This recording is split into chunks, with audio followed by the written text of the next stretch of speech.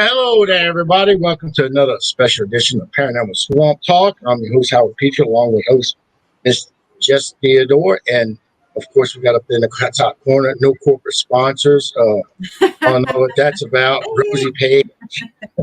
I'm sharing. And me too. And so tonight's guest is Mr. Tim Kummer with Riverbend Paranormal.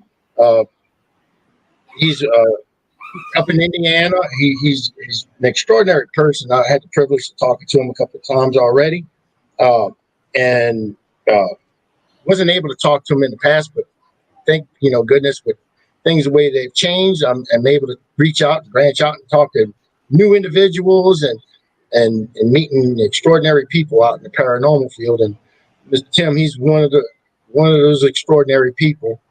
I guess he's sort of like. When you give him something to do paranormal, he's the type of guy. It's like just here, hold my beer type of fella, and he's going to go in and do it. Tim, tell us a little bit about yourself.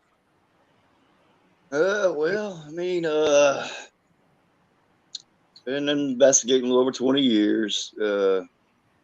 I'm currently with Riverbend Paranormal, Indiana. Get out quite often to investigate. We just got back from the Bell Mansion in Fort Wayne this past Saturday with Brian, Rochelle, and Dustin Perry. That was a pretty cool event. First time being at that location. Beautiful location. Lots of fun. And it turned out pretty well, man. Then we got some stuff coming up this weekend. Rosie's kind of gave me a couple leads out in St. Louis that I want to check on. We'll be out there at the Limp Mansion. Yeah, you need to, because I'm going to be out there all weekend. We go by and check out the exorcism house out there in St. Louis, where the actual exorcism that inspired the movie is at. So we're going to go check that out and then go by the church out there where that's at. And then following up Sunday, we'll be in Alton, Illinois, in Mineral Springs Hotel for some live investigating there that night. So, but other than that, I just like everyone else. I try to get out and investigate as much as I can. Try to network and meet different people, and try to create some unique experiences in the field. Awesome. And you're going to be at the Amityville house, right? No, that's out. No, it's the exorcism house in St. Louis. The Amityville house is up in Long Island. That's in New York. And I find the Exorcist house really interesting. I'm a horror movie junkie, so right. That's interesting. Well, I seen Jason and Rosie. Sorry, got tongue twisted there. Go there last year sometime, and I remember that they were in St. Louis, so I reached out to Rosie earlier, and I was like, "Hey, isn't this house out there?" And she's like, "Yeah." And then she told me about the church. I was like, "All right, a little side trip for T-Dog while I'm out in St. Louis. Got to stop by there and check it out. Something else to do."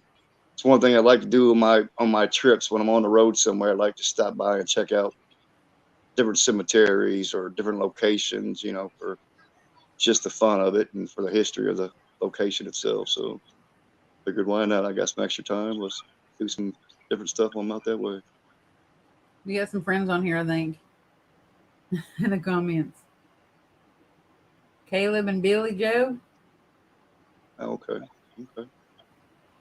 Hello, everyone. Can't see who's commenting unless it's posted, but what's up? I'll get up there. Let's see. Howard's the fan club. Let's see. The security of the fan club. There we go. Okay, Billy Joe, yeah. They going too quick.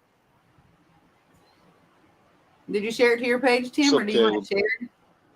I don't. Yeah, go ahead and share it because I don't know how to share it to my page once I'm on here. Okay. I'll leave that to you professionals. Yes, there are so many professionals in the field. I am one. Experts too. They're always experts. Yep. What's up, Courtney? I'm an expert demonologist, aquatic entity demonologist. Well, I'm as far as your expertise, as far as running a podcast and sharing it out. I I'm was an lucky to expert get the camera sharer. turned on so you could see me. Mm-hmm. You know, you're an expert sharer when you've been put in Facebook jail for like 2 or 3 weeks for sharing. Right. And when I'm watching the podcast, I can share it out. But like when I'm on here live, I don't know how to do it. So, Well, I'm going to see if I can do that. Let's do that. And then you can have your peoples to also be on here. I had some questions for you. I had talked to Howard before, and he said, save them for the show. Save them for the show. I'm really a robot. Yeah. That's funny. I told her to save it for the show. She was telling me, like last week when we had you on the Petri dish. I was like, Ask Tim about it. I said, I'm not going to save it for when we. That's questions you can ask him. So there you go. right. Gotcha. I'm letting Leash go. Rosie, sick. Ask the question. Straight jacket and coffin. I think you said something about a straight jacket thing that you have put on a straight jacket before on an investigation at a haunted location. No, that's something that we're working on now. I'm trying to find an authentic straight jacket to use on my investigations. I haven't found one yet. And the ones I've seen are kind of pricey. They're like a few $100s. I'm trying to find something in a budget that I can switch things up a little bit besides the chains and a blindfold, maybe a straight jacket and a blindfold or something, just to make it a little more interesting. Switch What it up about a the little chains? bit. I love my chains. What do you do with them though? Everywhere I go. Do what? What do you do with them though? Like, explain what's the process? Okay. Well, depending on the location, normally whoever I'm with, they normally pick out the most active or scariest area of that location, and they will chain me to the most random things, whether it's a wheelchair, a furnace, jail cell bars. It just depends. And they'll blindfold me and leave me there for a half an hour to an hour in the pitch darkness with cameras watching me and different devices laying around that area. And I just kind of sit there and do an EVP session or kind of role play as an inmate or, the different scenario of the location, a patient. I just try to relate with them and take myself back into that time frame or that period of whatever, location it may be, whether it's a asylum or a jail or, whatever. I just try to interact with them. But, I don't provoke. I just more or less, try to get back in that state of mind or that time frame and just try to interact try to get some interaction. And the reason behind it is because I'm not really sensitive in any kind of way. A lot of people are sensitives or this or that, and I don't have any abilities. So I try to do that to get more interaction. I feel like if I make myself a little bit more vulnerable and they see that I'm not there to cause me any harm, that maybe that'll give me more of a chance to interact with whatever may be there.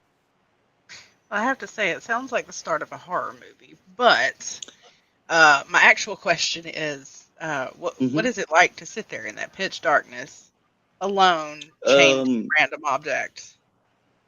The first time I ever did it was at Waverly Hills. I was on the 4th floor, and they just kind of chained me up to a wheelchair, rolled me down the 4th floor hallway. I didn't know where I was going to be at. They just stuck me in a random room. And that first one was the most intense one by far because I couldn't see anything. I couldn't get up. Couldn't do nothing. And if anybody's been to Waverly Hills before, when you're in any dark area of that location just comes alive all around you. You start hearing the different noises, the different pressures on your body from different areas because it's so open. So it's pretty intense. And then on top of that, I kept hearing things behind me in the hallway, but I had no idea what it was until after everything was said and done. There was multiple bats flying up and down the hallway behind me in the hallway. And anybody that knows bats knows they're attracted to the IR lights. So I'm lucky they didn't come into the room and try to attack me trying to get to the IR light. So But other than that, some locations are different than others. Some are more intimidating than others, and then some are just kind of, hate to put it this way, but a walk in the park. Some of them just aren't bad at all. But then there's some that you think are really going to be intense, that you really hoped or expect to get a lot of activity, and wind up getting disappointed. They end up being quiet. Bobby Mackey's is one of my favorite locations. I love hanging out with Bobby, plus investigating the location. But that was one of the more ones that I was really looking forward to. But once they got down to it, they stuck me down in the basement right next to the portal. And I just remember being so excited, like, oh man, this is gonna be great. This is gonna be probably one of the best ones yet. And yeah, it was pretty quiet. Not much happened. No devices went off. It was just a quiet half an hour, 40 minutes down in Bobby Mackey's basement, right next to the portal. Not much happened. Sometimes you get act in places that are very active. I mean, and then they could be all active all the time, and then all of a sudden you just be at just nothing. You can get nothing for days. Oh yeah, and that happens quite often in the field. Maybe you scared them away that night. That could be. Everybody says I look pretty scared when I'm chained up and with a blindfold on. I'm like, I could have. They heard T-Dog was coming. That's what it was. They heard T-Dog was coming. So they all exactly. But I continue my quest. There'll be a lot of locations this year that I go to. I mean, I'm not a one-trick pony. I don't just do fear challenges. I get out there and I investigate just like everybody else does, and we have our different techniques that we use. But that's just something I kind of start doing to try to enhance my paranormal experiences. Did you say you've been inside of a coffin before? Yeah, I mean, I spent some time inside of a coffin, but that wasn't chained up. It was just, a little experiment we did at Waverly Hills, actually, in that coffin room in that one area, but I wasn't chained up when I was in there. That'll be probably something we do coming up soon. I probably could have done one over the weekend out there at the Bell Mansion. I had a few coffins out there, but it was a meet and greet investigation, so it wasn't about me. It was about everybody else. So we made sure that the guests were taken care of. I think I would be pretty nervous about it, though. Go ahead. I was just saying, I think I'd be pretty nervous about it, though. The coffin? Yes. Yeah. But I also don't like small spaces, so. I don't either, but I'm not afraid of a coffin. I've been in a few different morgue slabs. I've been in some creepy places, that's for sure. They always seem to find the most craziest places to put them. I would think I could probably do it if it was open, but closed. All right. I'm the same way. I love. Yeah, that's it. There you go, Rick. Rick can tell you that. There it is, Rick. So he's changed the call. He read your mind. I see you, Rick. Have you ever been in a meat locker with like hooks and stuff on an investigation? In a meat locker? Mm-hmm. Oh yeah, several times. What was the other part of that? I heard. Have you ever been in a meat locker? What was the other part of that? Oh, on an investigation. Like, did anything weird happen if you were in a meat locker? I mean, nothing that stands out too much. I mean, obviously noises in that area. Nothing like touching me or anything like that. But when they're chained up and you're blindfolded, even if there is something in that area, I can't see what's going on. So all I can do is leave it to my imagination. Okay, well, something's moving around in the room. Something's messing with this device. But, I'm at that point where even if I do hear noises, sometimes I'll react to it if it's loud enough. But at this point, I just continue with what I'm doing. I don't freak out. I might mention it. Okay, hey guys, I heard something in the room. I think I heard a footstep. But at the same time, I can't react to it because there's nothing I can do. I can't get up and go see what may have been causing it or what the noise might have came from because, I'm chained up at the moment. So I just kind of try to document it as I go along. I heard footsteps or, I hear a device going off. But to this point so far, knock on wood, I haven't been, targeted while I'm chained up. Nothing's came up and scratched me or punched me or knocked me over or anything like that. Most people are always saying they're just waiting for something to come up and pull my hood off, whatever's on my head, Oh, I can't wait till something pulls that blindfold off your head. So I don't know. We'll see. It might happen one day.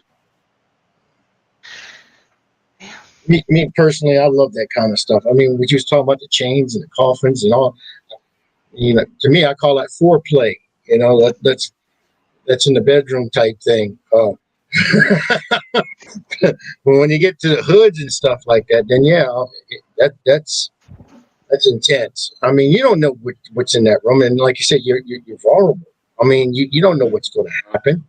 And I've had, without being, with a hood and chains and or just being tied up or whatever, things push on me, punch me, scratch me, and that's enough to freak you out.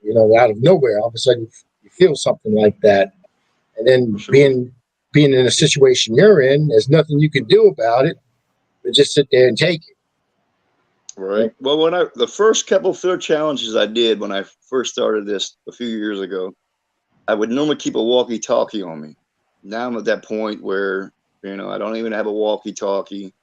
Sometimes I might get lucky and the people there will be watching me on a DVR system in case I need some help. But most time I'm on my own, man. They leave me there chained up and blindfolded for however long. And, even if something were to happen, nobody would know because I'm in there by myself and I have no way to get a hold of nobody or, I'll see you in an hour. And then some of the people that I go to, they like to play little jokes, like they'll stick me in a jail cell and they'll be walking away saying, "Hey, fresh meat, come get them, inmates," or something like that. They like to harass the spirits and get them wound up before they take off and leave me there. So, as good teammates do. yes, right. Billy Joe's asking a question. What advice do you have, if any, for someone that wants to experiment like you do? She said she did a blindfold, wore a nurse hat, and in the tub at Wildwood. But I want to really experience something you do. I think more of us do. It's awesome what you do. So, what advice would you give? I think to start off with, you'd probably be better off role playing and reenactment. And like you said, wearing a nurse's hat, doing some reenactment or reenacting while you're there at the location, and start off slow because for some people's state of minds and physical,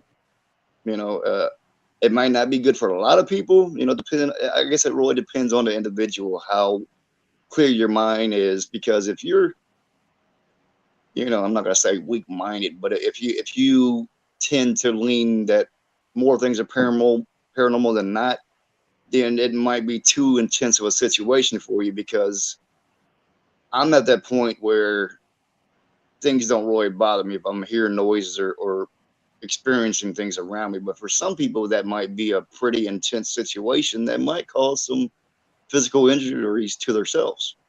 Yeah. So it really depends on the individual and what your mind state is like when it comes to investigating and what you can make sense of and, this and that, because I think it could be harmful to some people, but then others, I think it could be a great experience for them to overcome their fears and realize that not every little sound or whatever is paranormal. I mean, there's a logical explanation for quite a bit of stuff that happens in some of these locations, whether it's, the crackling of the building, wind coming through, old creaky floors, whatever, So at the end of the day, it depends on the individual and your state of mind. If you think you can do it, give it a shot. It's an experience you'll never forget. I can tell you that much. But if you think you can't, nobody wants to have a panic attack while chained in a hospital that's been abandoned for 40 years.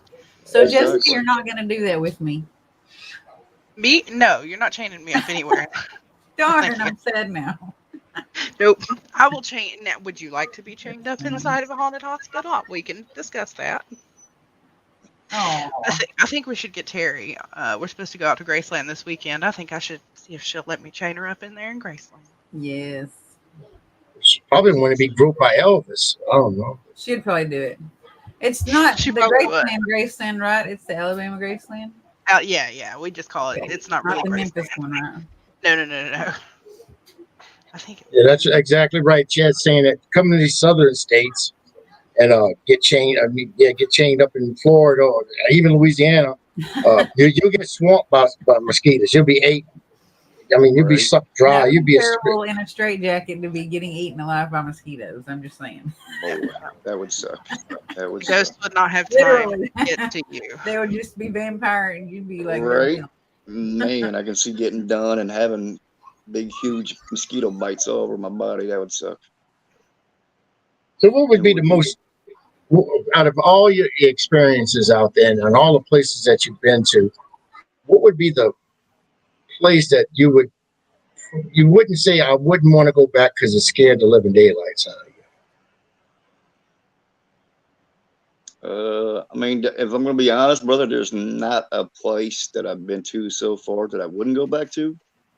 I've been to some really crazy locations throughout the U.S. But I can't say that any particular one stands out that I could say that I wouldn't go back to. I mean, there's obviously some locations that I could say I wouldn't go back to because I didn't care for the location or I believe the location was overhyped, but I won't go into that list. Okay. George Shoplin said one opinion from George. I've accepted there is more paranormal activity everywhere because now we understand what we look for. If you do not know anything about the paranormal activity, then they keep walking. We are all doing it correct. I agree, George. I mean, we also do a lot of experimentation out there, and that's the way, there's no wrong way to investigate, I don't think. I mean, there are some, me personally, I don't like provoking. I think that's the wrong way to go. But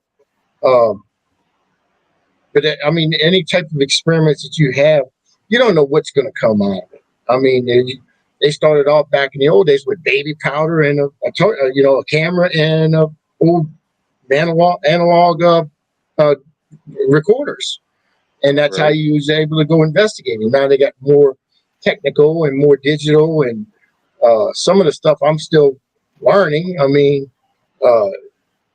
some things even out there are brand new. They still they're still experimenting on. So I mean, to me, the paranormal field is open to anything, really. Because it's just not just one thing. So if you ever think that you're doing it wrong, you're not. Because none of us are experts. None of us are experts in this field. And it's what we are. I mean, one of the things I do have to say is when you do an investigation, what you do capture, present it. Don't alter it. Don't do nothing with it. Let other people see what you captured. And if you don't get anything, present that. If you don't get nothing, hey, I got nothing. Because your word in this field is your bond, and that's what basically people go by. And if you're known to being a fraud, then guess what? I mean, you can catch the Holy Grail, and nobody's going to believe you ever captured it. So be honest and do what you capture what you show what you capture. That's all I can say. If it's just a black room, it's a black room. That's all you can say. There it is. But that's where I feel about the way the paranormal feels. The way it should be anyway. Of course. I agree. Yeah, I was going to ask, are you guys still going to Broken Bow in August? Yep, we'll be there the 5th, 6th, and 7th. Okay. So I'm going to try to find a straitjacket. I'm on a mission now. Yeah. If you don't find one before then, or if you do find one before then, let me know because I'll stop looking. Okay. But before then, I'm dedicated to bring a straitjacket that day. But you can also squatch hunt while you're in Broken Bow too, because Squatch is all up there. Oh yeah. Yeah. Like, yeah, you like Squatch hunting? Yeah. My ex-wife's up there. I know. It's a Squatch. There really I'm, is a lot of Sasquatch allure and Native American Sasquatch spottings. We need to get back. Me and Jason. If he doesn't go, I will go by myself. I don't care. There's another follow up that we need to do on some Sasquatch sightings and stories No, and Jason's a interviews. Sasquatch all by himself. He's a big guy. Yes, he is. I remember meeting him there in The Alton at dark the community. movie at the premiere, and I was like, "Oh shit, damn! I didn't realize." He's a big boy. How big he is in person. Mm-hmm. Yeah. he's a little I'm tall. looking up. I'm looking up to him like, oh, yeah, he's a big guy. Big guy. Cool enough though. Awesome guy. I don't know how tall he is, but he's tall. Can y'all, since we have Tim on the show, maybe he can explain it. Billy Joe Graves is asking, dust and orbs are my thing I struggle with. Can you help her with something how she can distinguish orbs from dust or insects even? Right. My honest opinion when it comes to orbs, you should probably just not take those in consideration at all, to a point where there's so many natural elements in a location outside, whatever, that can create that fixation for orbs for people. I mean, I remember 23 years ago, 24 years ago, when I started doing locations, and I'd be out in a cemetery in the middle of the night, and I'd come home after taking a bunch of pictures, and there'd be orbs all over the pictures, And I'm not gonna lie, back then I got excited too, like, oh hey, look at all these orbs, until I, had more experiences and realized that all the different natural elements that were around me creating these effects.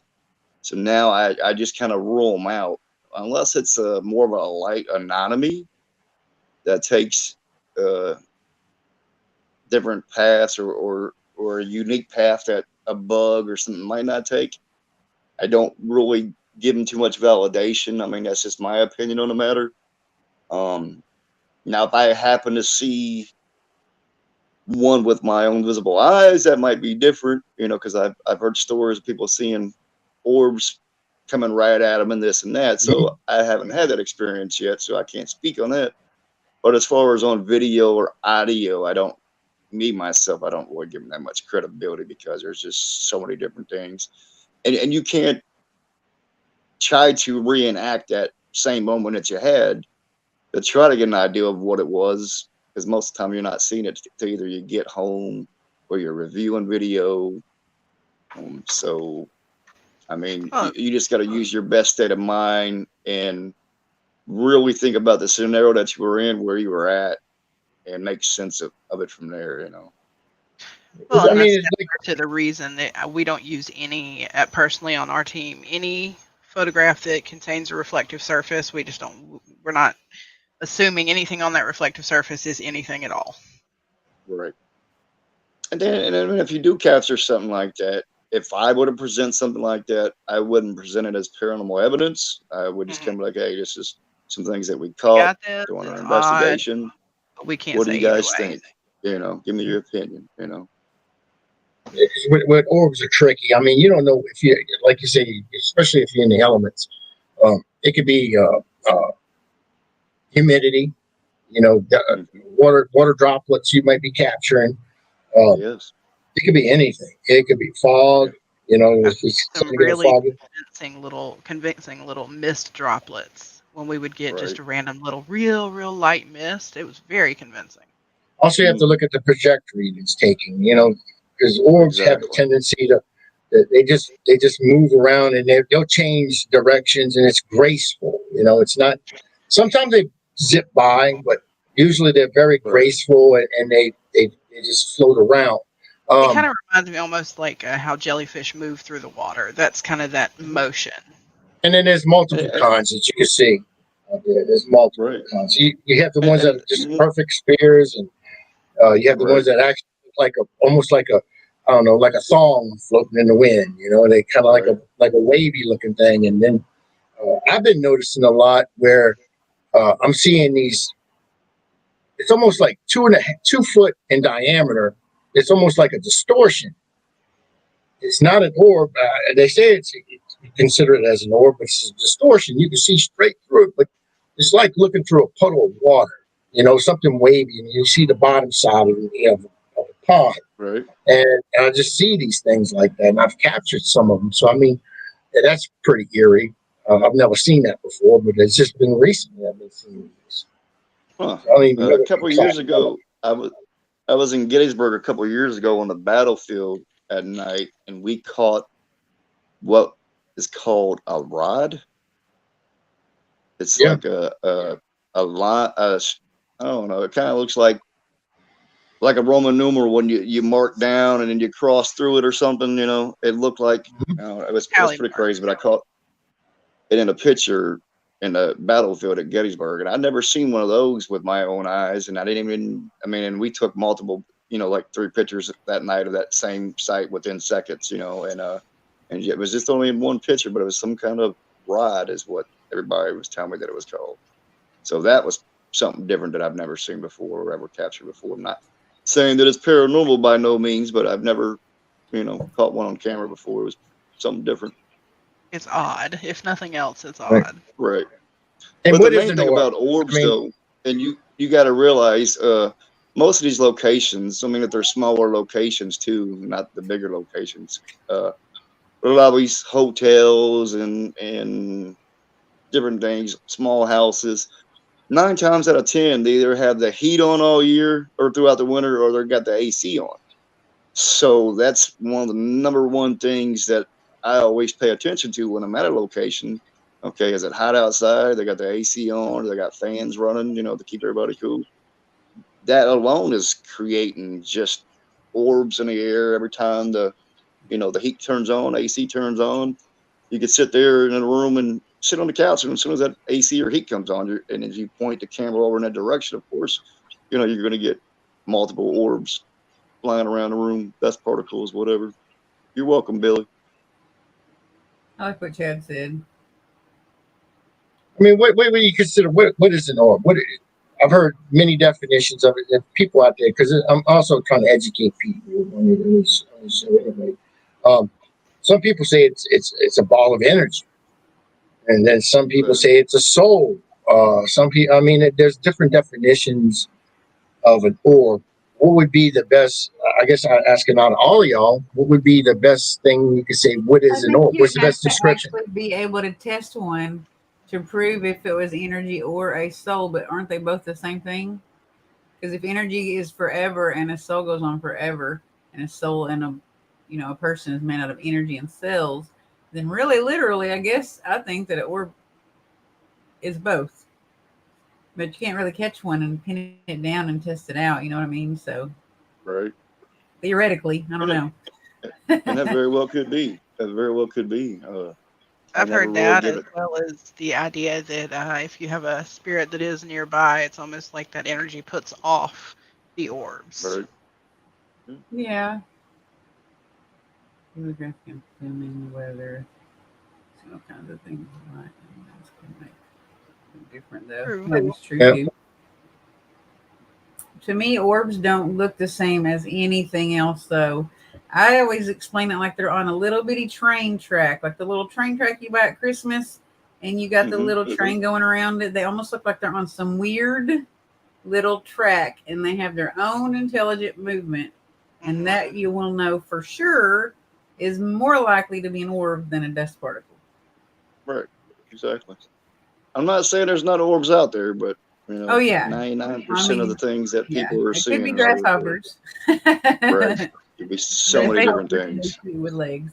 Well, if you can, if somebody can look at it and say, "Oh, is this dust or is this an orb?" It's probably dust. Right, and that's one thing that we try to do in this field. I mean, if we're having these experiences and we're aware of what's going on, it's kind of our jobs to help other people in the field realize that not everything's paranormal, because there's so many people out there that will freak themselves out over the simplest things. Yeah. Because I see an orb, or they hear the noise down the hallway, and and it can be something that's so easily that you can provide information of what's causing that, when there's a lot of people that will just freak out. So the more educating we can do in the field for the new people in the field, or people that haven't investigated that much, the better off the field will be. We need to educate each other and help each other realize the different factors in the field, I guess, because I hate to think that some people go in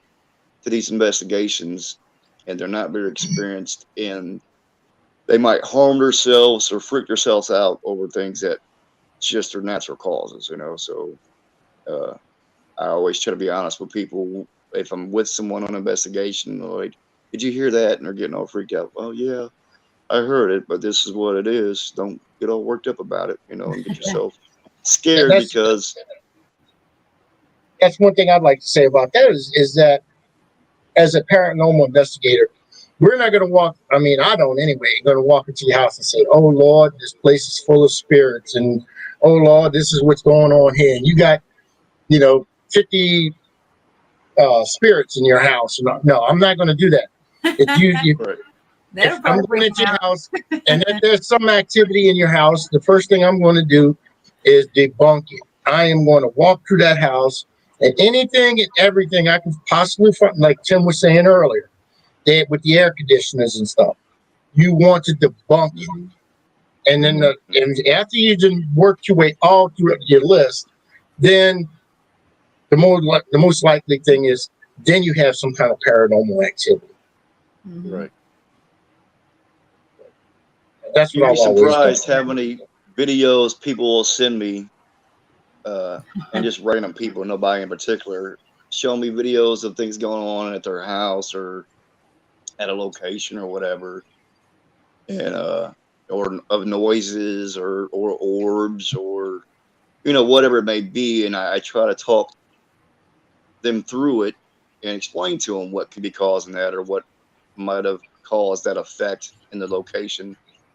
And then they'll sit there and think about it. And we're like, yeah, you're right. You know what? The AC was on, or, the window was open, or, and they'll think about it. And then they realize, okay, yeah, so yeah, I need to pay more attention to stuff like that, because, that sounds like a logical explanation to why it happened, Right. So I try to educate as much as I can. I mean, none of us are professionals, but I try to help with my experiences and share to others to help them.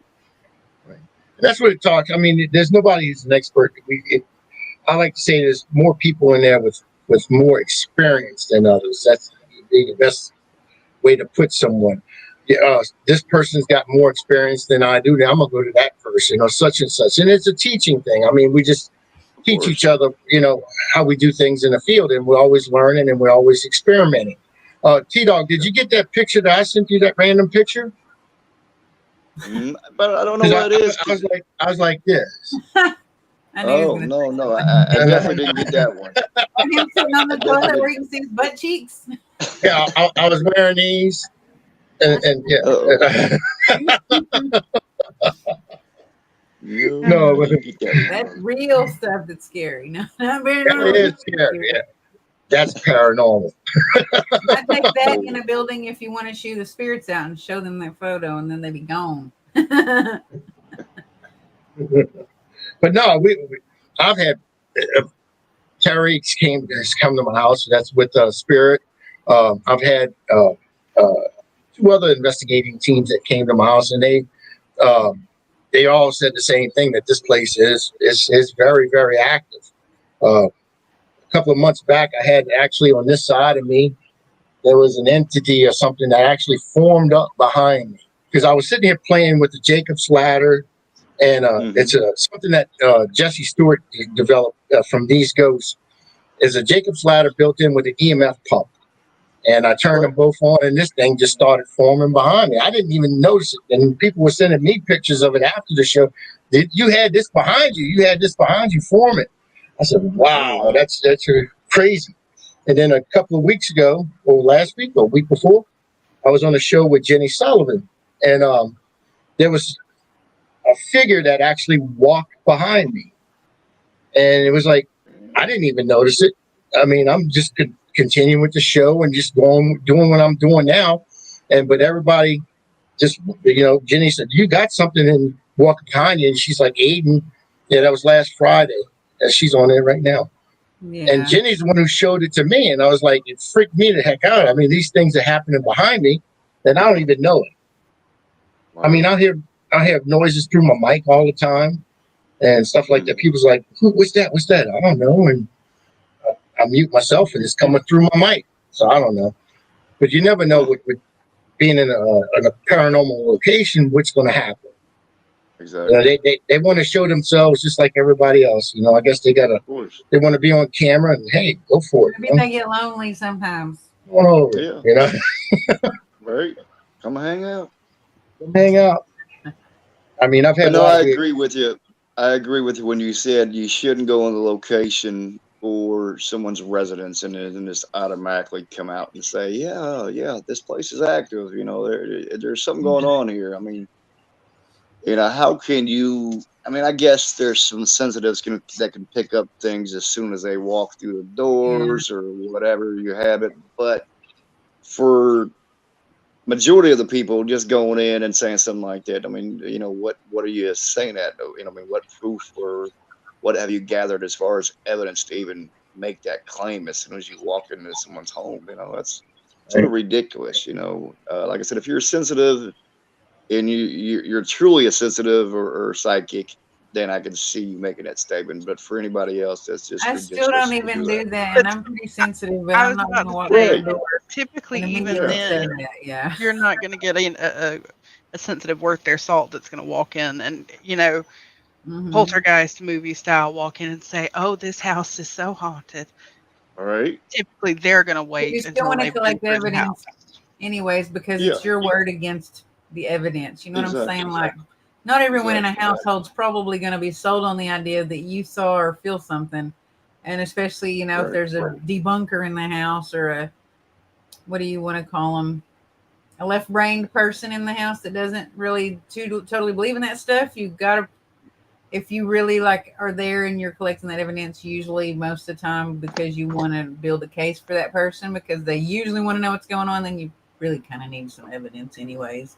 I think. Right. Well, now, if you have abilities and you can go in there without any knowledge of what's going on in the location, and if you can go in there and talk to the homeowners about what you're seeing, or if you're seeing a particular old lady wearing a dress or something that can relate with experiences that they're having in the home, without you having no knowledge of, then that's a little something. I'll give that a little credibility, because if you don't know anything about the place, you go in there and tell the homeowners, there's a little boy that's hiding behind a couch and playing peekaboo, and they're like, I've seen that, then that's a little different. But just to go in there and start splatting out stuff that, I don't know, just doesn't make no sense to me. I mean, I'm at the point right now. T-Dog. I want that little woman to show up from Poltergeist so bad, and she can walk up to my door. I'm thinking about even renaming my dog Carol Ann. I'm serious. I'm going to rename my dog Carol Ann, and that way I could definitely attract her to come into my front door. I think she passed away. I think so. Oh, I did a special over her. We did a special over her on Hey Boo, and she was one of the people I picked, and I think. Oh yeah, she did. Yeah, I love her. So I mean, she was kind of elderly in the movies, and I watched those movies when I was fairly young. That's what Jenny was saying up here. Jenny was saying that up there. She said, "This house is clean." It's clean. Yep. That's who I was mimicking when I said a sensitive that walks in poltergeist. We met the lady from the Exorcist movie up in Fort Wayne last November. Yeah, we met her up there. She's pretty. She's nice. awesome, huh? Yeah, she's awesome. Yeah, she was pretty nice. Who was it? Linda Blair. Oh yeah. Sorry, I was looking at the Zelda Rubinstein lady and seeing if she was passed away or not. And she was. No, I didn't hear what he said. But right now, I'm trying to get to where we're going to try to. I'm seriously thinking about this, Tim. I'm going to try to do something here in Louisiana. I want to do a Paracon. Yeah. because it's been done everywhere else. I mean, if you go, you do a Paracon, say in this place here, okay, they only showcase in one place, and that's it. Right. Here you have the whole city. You have almost the whole southeast state, state you can go into and see anything, you know. And that's not just here. I mean, you go into Mississippi, you can go into Alabama. All this whole southern region is so steeped in so much history and so much it's happened here. It's unbelievable. And you have not heard of a Paracon been done anywhere around here. It's always going, and you have to drive, anywhere from 10 to 15 hours just to get to a location or do, see a Paracon. And of course, when you're doing these things, in our field, we bring a lot of equipment and stuff, so you can't fly. It's always driving. Yeah. And then, I mean, this is just crazy. So that's what I'm trying to see about working up, trying to get something done down here. That'd be awesome, brother, because not only could you get a lot of people together, but like you said, there's so much down there for people to go experience while they're there. Even outside of the paranormal, I mean, I'd come down to Louisiana just for the Louisiana history and all the different things that I love about Louisiana, besides the paranormal. So I'd come down there anytime. I like the food. Yeah, we had some good food on. Yeah, we had some good food. I tried some alligator bites or something while I was down there, and my brother had some. I don't remember what he had, but yeah, they got some different kind of food down there, man. That Cajun food's pretty good, brother. I gotta admit. Yeah, I mean, you could go right now. You can go to Walmart right now. You can buy alligator. You can go to Walmart and buy alligator. But it's not going to be cooked here like it is down there. We need that true Cajun cooking. Yeah. You're always talking about your gumbo that you make. I'm looking forward to coming down there and trying some of that out one day. I'm not going to say nothing. Rosie, what about my gumbo? You tell them about my gumbo. I brought a load of it home, and it got eaten on for a week until it was gone. Literally a week, all week. Yeah. That's what I'm talking about. I was going to freeze some of it and put it up. I couldn't keep it out of the teenagers ate it all. Well, if the teenagers ate it too, then that's gonna say something, brother. Because teenagers are picky about what the hell they eat these days. I know my teenagers are anyway. I'm going to be doing some. I'm going to be cooking up. I think everybody's coming to this wedding thing, and we're doing this wedding. So now I'm cooking the gumbo. I'm cooking etouffee, and I'm cooking some jambalaya. I got my hand on some. We're gonna have boudin balls. You ever had boudin? Boudin. You ever had boudin? Oh my lord! We have what they call boudin balls. Good. And it's like sausage. It's made instead of being in a length, they put in like a ball and they bread it up and then you fry it. And it is delicious. It's made with pork, liver, rice. It's really delicious. It's really delicious. Sounds good. Doing that, beignets. We're gonna have beignets and all that good stuff, so people can have a choice of what they want to eat. And I know Rosie's over there. She's just, she's probably gonna starve herself that week and just come over and sit. Fried gizzards. Me and my mom ate fried gizzards last week. I'm gonna bring you to a place that sells the best fried liver and gizzards around. Mm-hmm. You can buy dinners, actually, fried liver and gizzard dinners. That stuff is awesome. I go there to look good, and then I get there and gain 10 pounds while I'm there and come back fat. My fiance, she went and she got fitted for her dress, and I told her that was a mistake. She went too early because she's got she's about maybe 9 months, about 11 months pregnant. I said, 11 months pregnant with her food baby right now, and she's about ready to get due for that food baby. But I mean, I keep telling her, I'm gonna lose it. Don't worry about that, And I hear that, and I get the slap. So then I know I'm doing something wrong there. Jenny, message Jason. She said, I'm looking for a sugar papa. Yeah, Jenny from Ireland. She's been trying so hard. I really, if I had the money, I would fly her in. But everything's going to this wedding.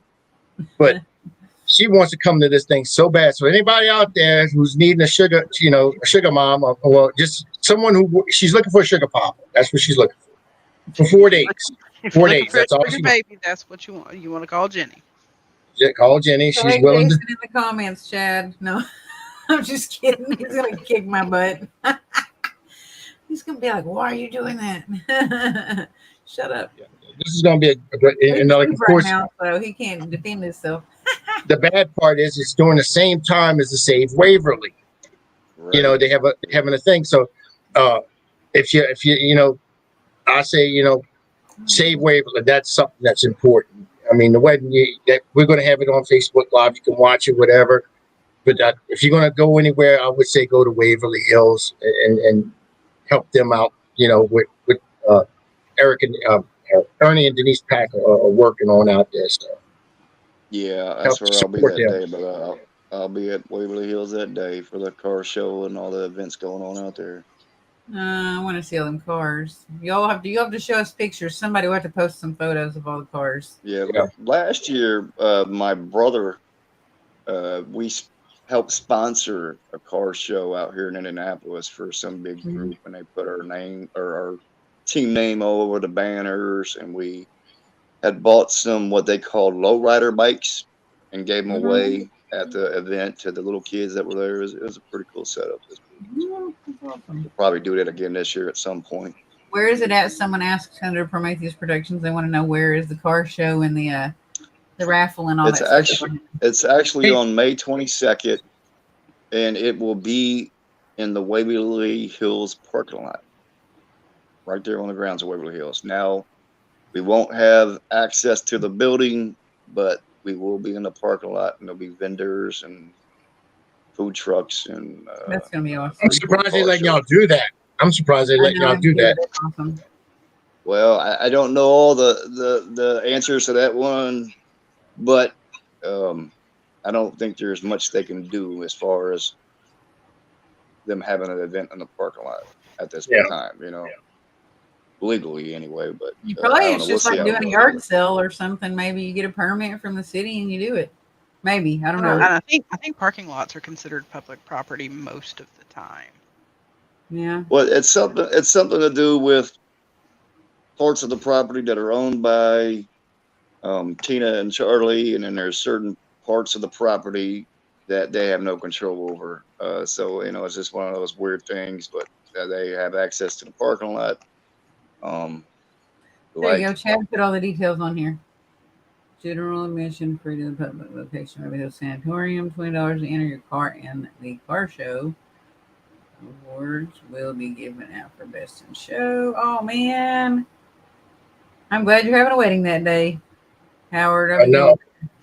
I'd be going there if you wasn't, probably. So they did that on purpose. That's Ernie trying to catch the limelight. Right. Damn it, Ernie. Damn you, Ernie.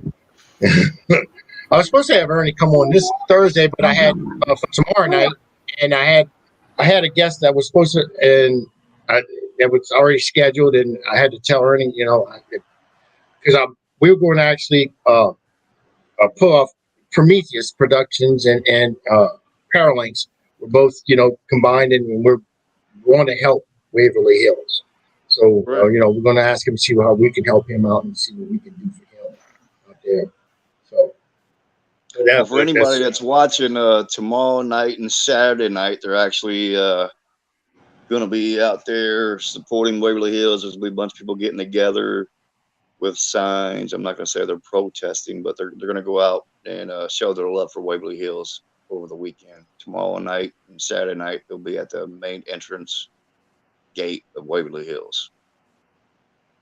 So the more you support it, and the more, the money y'all can donate or help them, with Tina and Charlie out there and to help them get this thing where, in the hands where it belongs. That's faster than you'll see me and Ernie Pack running through Waverly Hills naked. Because that's one of the things I don't think y'all run very fast anyways. Y'all might trip over each other too. We're going to have tennis shoes. We have tennis shoes. I won't even make it up to the front of the building. I'm going to be honest with you. I'll be out of breath probably at that point. But I don't want to see that. Yeah. Why not? That'd be awesome. That'd be. Nah. I'll do like that, so you won't see nothing. I don't want to see that. That'll be a paranormal experience you'll never forget. No kidding, because you can't unsee that. You can't get that time of your life back either. No. Well, then you'll have a story to tell about your most scariest experiences. Right? That's true, I guess. That is true. Seeing I was two in middle-aged Waverly old men, Hills. two middle-aged old, one's overweight, the other one's in sort of fitness and running through Waverly Hills naked. No, Only thing you that's, see with the finished you. but that's not what we're going to see. We're going to see one man running naked through Waverly Hills, and we're going to see you taking a break on the steps. Oh, you probably see Not me two on my men. back in the grass. So maybe like, oh. Oh, that, I'll just be blind. Yeah. Oh my goodness! I'll just do permanent spirit box sessions after that. I'll be blind. Right? That's just messing all the time. But wait, right now we're actually boycotting Waverly Hills. So I mean, they can't say it, but I can. We're boycotting Waverly Hills. Nobody go to Waverly Hills until we get this resolved. I think it's not.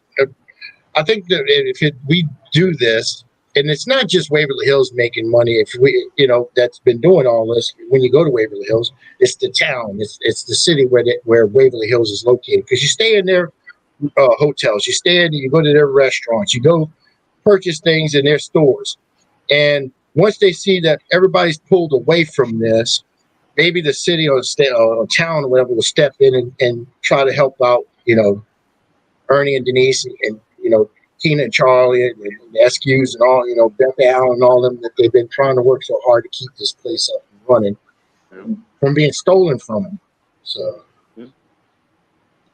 that's what we're trying to See do. how it goes. That's all we could do. I think y'all will do good that day. Especially being on location, it's going to draw people in, I think. Yeah, it'll be a good time for sure. Mm-hmm. And car show, who doesn't want to go to a car show? Yeah. Yes, you Our can show's donate cool. stuff to the private auction too. Yeah. Thanks for sharing that, brother. I was going to Thanks for donate listening. some dolls that I have. You gonna do what? They said to donate some dolls. I have a doll collection. It's very big. Lots of Uh-oh. dolls. And some of them are haunted and some of them are not. Some of them are There's a still lot in the of dolls. boxes. Huh? There's a lot of doll collectors out there, so you'll probably do pretty well with that. Yeah, so what about Probably. donating dolls? If they porcelain, I'll buy them all up and we'll dig a hole and burn them. Oh, no. No, you can't do that. That's mean. I don't mind haunted, but I don't like dolls. I don't like dolls. Give me period. other Porcelain haunted dolls. I think of them objects. like We little discussed children, that. and I wouldn't burn them. That's not nice. Oh, that's how they get you. That's how they end up haunting your house because you think of them as children. Like this one is this right here. I have one that's haunted on my desk that sits here every time I do a podcast. Yeah. Yeah, It's so like- Raggedy Ann back there in the back's been bothering me the Got whole the ratted up hair, and her shoes are untied. I need to tie them. But yeah, Does she want them tied? I But would what does not. the dog look like? It looks like a human child, don't it? yeah, Looks no, like no, she's pretty. She's missing And a it's button. hollow. And it's easy for a spirit or something negative to go into that thing and take possession Yeah. of it. And you're playing with it, or your child's playing with it, and you're just inviting nastiness into your house. Like using But a she's Ouija not board in evil. your house. Just because something's haunted doesn't mean you're inviting evilness in your house. But it could become evil. Did you Yeah, ask but then it? you would Hello, feel Mom. it. If you're Do sensitive you- and you feel it, then you go, oh, hell no, and you throw it away. If it's not negative, then you keep it. You know what I'm saying? But then it comes But back and how knocks does- on your This door. is how Terry has a house full of spirits. She brings How them does home. one determine whether a doll is haunted or not? Oh, that's the question I want to know. How do you determine whether something, It's a good an question. object is haunted? When you throw it out, You know. it comes and knocking at your door and it's sitting there looking up at you. Well, yeah, that would be pretty significant. But I mean, I had this conversation a couple months back with someone on a podcast. Mm-hmm. I mean, you sell people. I mean, you can get on eBay right now and see thousands of haunted objects for sale. What, Yes, and half of credibility- them are probably fake. you know? I mean, and how do you know? I Most mean, what? of them I are mean, probably fake. Yeah, but Right. what you buying on eBay, you don't know what's haunted. I could say well, I'm but not selling just this, eBay. I'm selling the Hulk. He's haunted, and when he's evil because he's green. Right. Now I'm asking $300 for the Hulk. So You know, but I mean, that's the one thing I've always pondered and wondered what, you know, gives people the thought that something may be haunted. I mean, I guess if they have experience with a doll. I mean, even if the doll flies off a shelf, what's saying the doll is haunted? Maybe it's just a spirit I knocked guess it over because the doll didn't process like. of elimination. Yeah, I mean, I mean, Yeah. I mean that I've seen some videos of who is it? What's her name? I can't think of her. She's got a lot of dolls and she keeps them in a case. And she's been posting a lot of videos on TikTok and Facebook about this cabinet in her doll room coming open. Guys, I think I I've know seen it, some of but I those. don't know the person's name, but I think I've Can't think of. seen I can't. Yeah, I'm going someone blank at the share moment. that. I've seen it, yeah. Like last week. But yes, I mean she has lots of experiences with her dolls. Every time you turn Mhm. around, there's something going on with her dolls. I think you can And actually and then also you got manifest that in your Chris dolls. Sanders. Chris Sanders has got that one doll, Buddy, I think his name is. Yeah, Buddy And, the doll. Yeah. And he travels with them. Puts them in the back seat. Buckles them up, whatever. I just, it's like okay. And I think I remember him talking about this story and why he claims that it's haunted, but I don't remember what it is. But then there is a lot of people out there just with so many haunted dolls, or be like, oh look, I went to Goodwill and picked up this haunted doll today. What do you guys think? And people are like, oh yeah, it's haunted. It's haunted. I think you could get a doll that was haunted at Goodwill, but you'd have to test it and stuff. So if you want the nutshell reason why I say that this doll is haunted, technically may or may not be haunted, but I brought it home and did equipment checks on it, and it set off equipment, and there was no explanation why. But no, man, that's just not for dolls. That's just for things in general. It could be a hairbrush, it could be, a shirt, or you name it, a rocking chair. I'm just like, a bedpan. I saw somebody post a bedpan the other day from Waverly. I think it was a haunted bedpan. I feel like from Waverly Hills for sale. A haunted bedpan? Yes. Is that what you said? What the you fuck? have it's possessed. You'll have diarrhea for weeks. That it said it was from Waverly Hills, and it said haunted bedpan, but it looked like a kettle with a really long funnel type thing going into it, and then it looked like a kettle. That's crazy. Yeah, would you do? Insert that?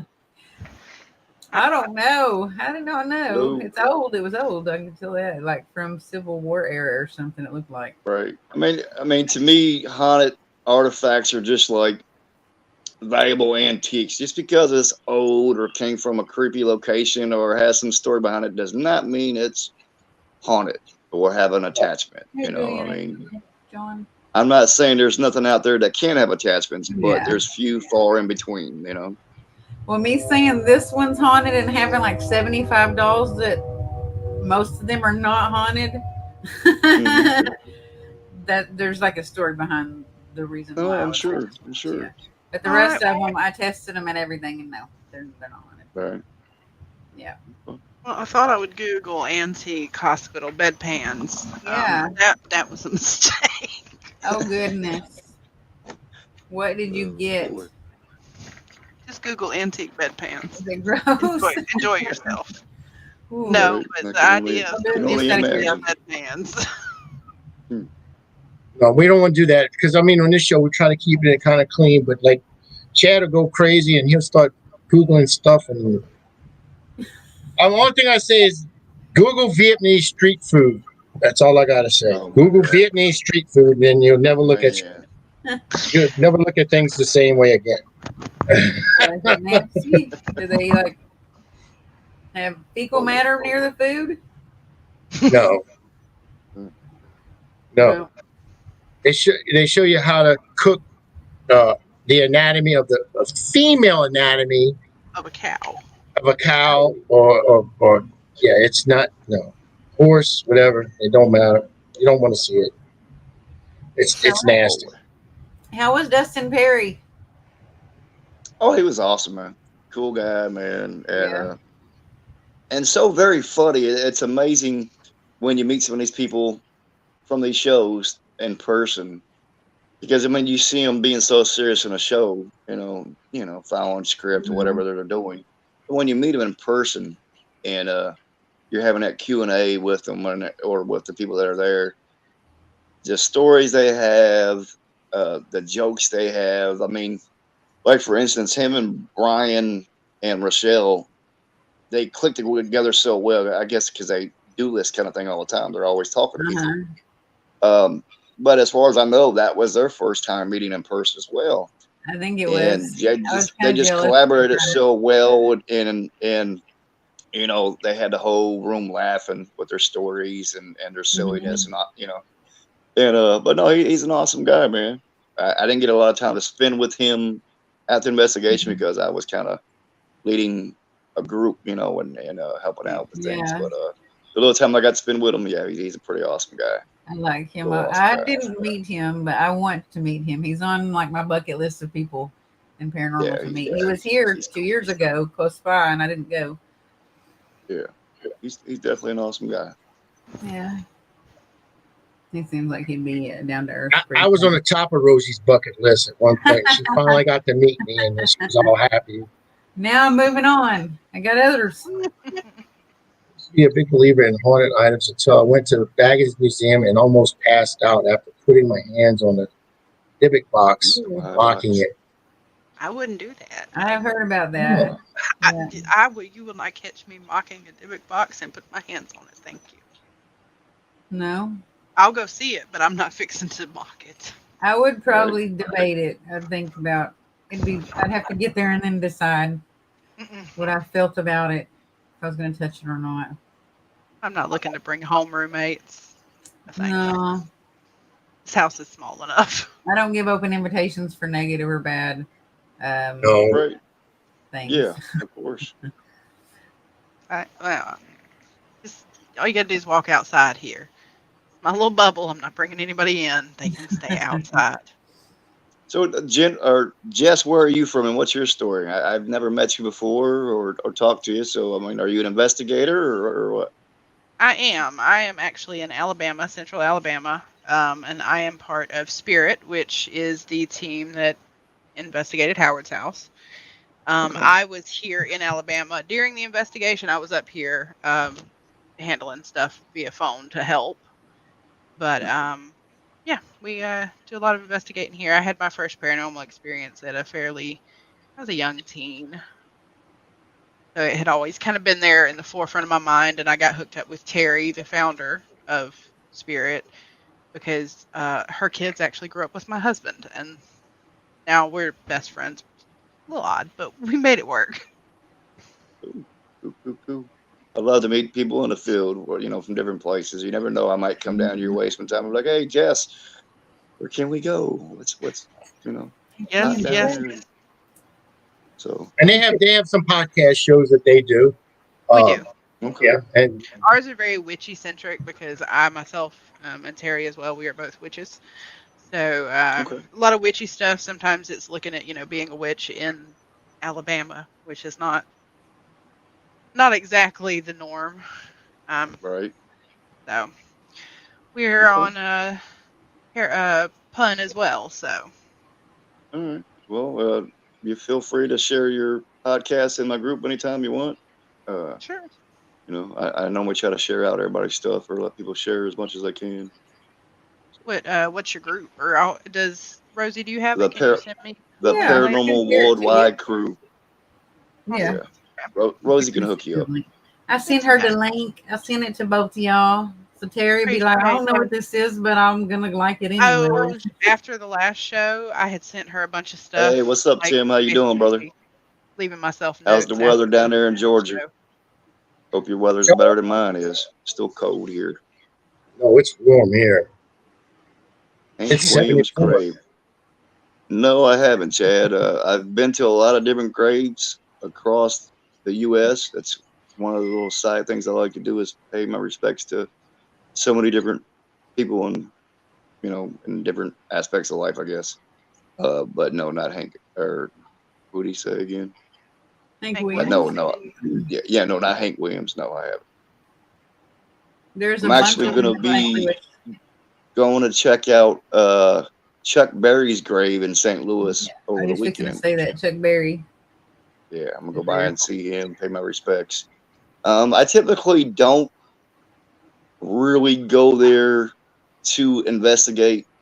You know, I mean, I might ask a few questions, but there's not too many grave sites that I go to just investigate. Most of them I go to pay my respects and show love to that individual. But from time to time, I did get a weird EVP response at a grave here in Indiana where President Benjamin Harrison's buried at. He's buried about 20 minutes away from me in Crown Hill Cemetery.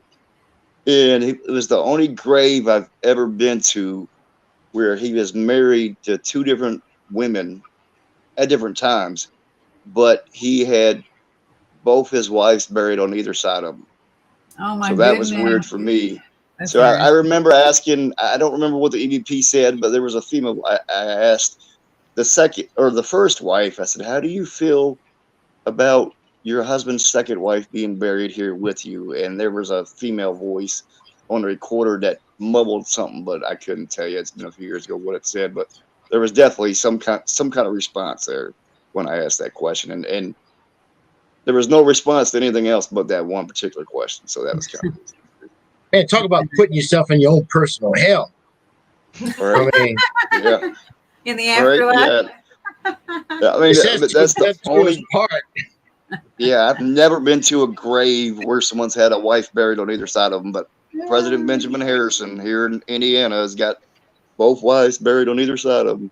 Pretty crazy. Yeah, that's what I just said. That's what I said. The same thing. I just seen Tim said, wouldn't that be hell? Yeah, he dug his own personal hell. That's funny. Yeah. He couldn't make his mind up. Oh, Lord. No, I mean, you know, he liked both of them equally, so he needed both of them. Well, yeah, hey, you know, each their own. Even after in the afterlife, I guess. All right. It says till death do us part, doesn't it? And then Right. I'm out. Walking out. Boom, I'm out of here.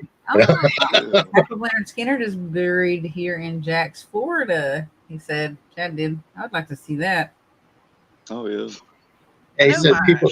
My dad has been to Hank Williams, which apparently he was actually asking me, and I didn't realize it. If it's a musician's grave, I definitely would like to go. Yeah, I think it would be interesting. That'd be a good party, man. You leave all that stuff there. You just, it's all free. Right.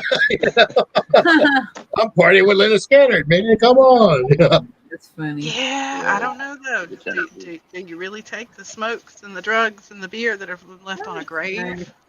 Put it right there with him. As long as I guess it's okay if you do it with them.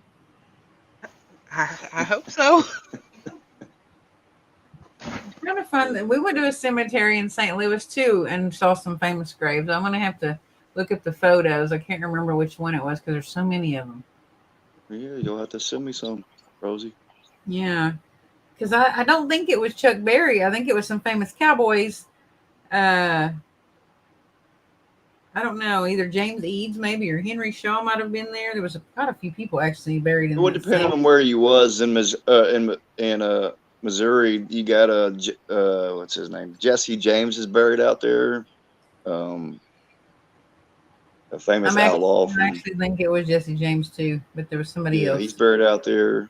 There's a bunch of people are buried out there. There's some more popular baseball players that are buried there in St. Louis. I mean, it's got quite a few people out that way. I do too. Billy Joe, let's go. Yeah. That is on the very top of my bucket list. I've been talking about it for like weeks now. Kurt Cobain's house in Seattle. Yeah. Yeah. And it's open. You can get in it. You just walk up there and go inside of it. Literally. But what would be your number one grave you'd go to if you could go pay your respects to just the one person? Who would it be? Me. Because I've already got 1 foot in it. Because I'm already. I don't know. It'd probably be one of 3 people, but they're all musicians. Right. And I've been to so many musicians, outlaws, just you name it. I mean, I've been to so many. I don't even know where they're buried. That's sad. But I got to say, my favorite so far, just because I'm a big monster gangster guy, is Al Capone. I go out there every time I'm in Chicago.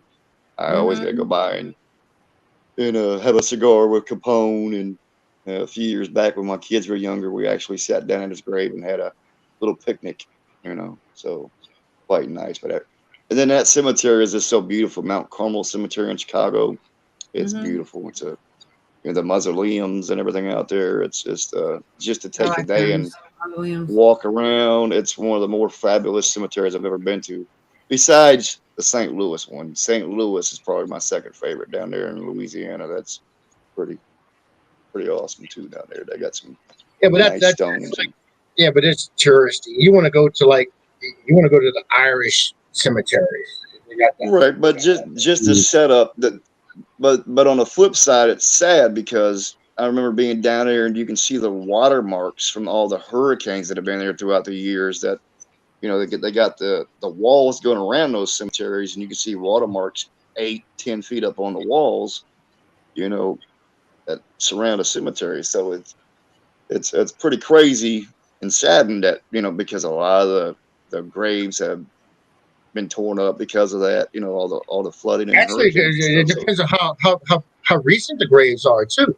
Because if they're recent graves, you have all these floodings and flooding and from these storms and everything, from tidal surges, the coffins actually pop up out of the ground. They'll actually, because the air that's trapped in the coffins, they'll just like corks, and then you don't know what it's like during Hurricane Betsy. You had all these. It was coffins. You didn't know who was buried and that was deceased or what? Sorry, I was saying hi. There is you don't know who's actually passed away from it. Go ahead. I just wanted to say something and I got excited about it and I cut you off. Go ahead. Go ahead. I'm glad you're excited. Go ahead. Go for it. There is a cemetery and it's somewhere in Florida and it is all famous old carnival folk. The whole entire area, it's all gated off. It's at the back of one cemetery and it's a special section with its own name at the back with all of the old original. Where was this at? Where they have their stage names on their headstone. Somewhere in Florida. I need to look. Florida, I would say that a lot of the carnies go down there and they retire and that's where they go in the summertime. Cemetery. That would be pretty interesting, actually. Yeah. I was sitting here thinking I've never really been one for cemeteries. Like they don't bother me, but I've just, never but been. You would want to go to that one. But I would want to go to that. Yeah. Yeah. That one's special. Does that mean that's where they bury all the clowns and the lobster man? Yeah. Bearded women and who knows? And then if they got their circus names on their stones, and imagine what some of those names are. I mean, you'd probably get a good laugh at some of them. There's some weird names. That would definitely be interesting. I would be Buffy. What the heck's a Buffy? And it was a clown. It's like, oh, that's cute. And then on the tombstone, you got a little red nose, just honking. I know that. I just remember like the lobster man was buried there. Carl something, lobster man or lobster boy, is buried there. Huh. How about the dog boy? They had a dog boy. They had a bunch of stuff like that back in those old days. Right. I'm not sure one of them is buried there, but there's a lot of old, original, like antique. I wouldn't say they're antique because obviously they passed away, so I guess they kind of are antique. But like the old, original carnival folk. That Demency. Hi, how are you? Singapore. Oh, really? Thanks for stopping in the chat with us. Yeah. That's awesome. And see, that's the great thing about these podcasts. You can reach people everywhere, and share experiences and tell stories. What's up, Sam? That's awesome. Thank you, Dad. We appreciate that. Sure. Definitely. Dred Scott. Yeah, it's going to be a pretty active year, though, guys. As soon as this weather breaks and it stays warm, we'll be on the road quite a bit. So I'm looking forward to it. We got slapped by a cold front today. Right? Huh? Yeah, same here in Indiana. That's what happened with Tim Mosley just said that he just had a bunch of tornadoes and stuff that hit in Georgia. And we had 2 weeks in a row, we had tornadoes do the same thing here. So, I mean, We had the same. Yeah. It's that time of year. Whatever we get, then it goes to hit Jess, and then it goes and hits Tim down in Florida and Chad and all them, Georgia and Florida and all that. All right. So it sucks. It sucks. And then with all the finally, I mean, now you can see where they're talking about opening up all these floodgates and everything, because people don't think about this. All that snow that y'all had up there, T-Dog, all that snow that it was accumulating, that all melts. So where does it go? It goes into the river. And when it goes down the river, it comes and hits us. So that's we get flooded. We get flooded. So if y'all poo in the river up there, we'll see it down here short. Poo and send it to Howard. That's right. They faxing it to us. It takes a while, but it's better than FedEx. At least it's reliable, right? So. Oh Lord, don't get me started. Where did Jeannie go? She disappeared, didn't she? You know, I used to play this game with my kids. It has nothing to do with poo flowing down the river, but when they were younger, I would go to one of the dollar stores and we'd buy multiple balloons and we'd write little notes and send them off to wherever they wound up at. And we actually got a response one time. My kids were so happy because we left our number on there and left our address in case someone wanted to write us back. And there was some lady. I mean, we're in Indianapolis, and I think it was somewhere down on the Kentucky-Tennessee border. Wow. Where the people found the balloon and responded to us. They called us and told us where they lived at, in the general area and stuff. And they were just so super excited that those balloons had traveled that far. I know it's nothing related to the conversation, but just thought I'd share it. It was a pretty cool experience. It's still cool, though, and it's exciting. Yeah. It is exciting. Now I got grandkids, so I'm about to do that with my grandkids here soon. Start doing it with them to see if they can ever get a response. My luck, I'll go throw a bottle in the ocean like that or the Gulf, and I'll come back a year later, and the bottle be still stuck right there where I threw it. Right. I mean, wouldn't it move? Come back to you. No, it'd be stuck there because it probably hit a sandbar or something. It'd just be there. There go nowhere. I feel like if it was going to come back, it would just, open it, pull the letter out, and we're trying to contact you about your car's extended warranty. That's fucked up. I feel like that's what my bottle would come back with. Is that David Oman? I think that's David. David, how's it going? What's up, guys? See, I'm driving, but I'm just kidding. I love David. Yeah, he's pretty funny. He's an awesome guy. No dull moment with him. No dull moments. No. So you guys got any interesting or upcoming investigations that you guys are looking forward to for the year, or what? Not for us. I mean, there's a few places I've been meaning to get with Eileen Jones with, because she's up there in Mississippi, and they got the funeral home that's up there, and then there's a group there's a group that lives next. They're in Tangipahoa Hope Parish, and we've been working with them a little bit, and they got a hospital that's vacant, and it's been there for quite some time. So they got the keys to the place and said anytime we're ready to go do that, so we could be doing that up there. And always did like going to Mississippi. What was that? Not Jackson. What's the name of it? Oh shoot!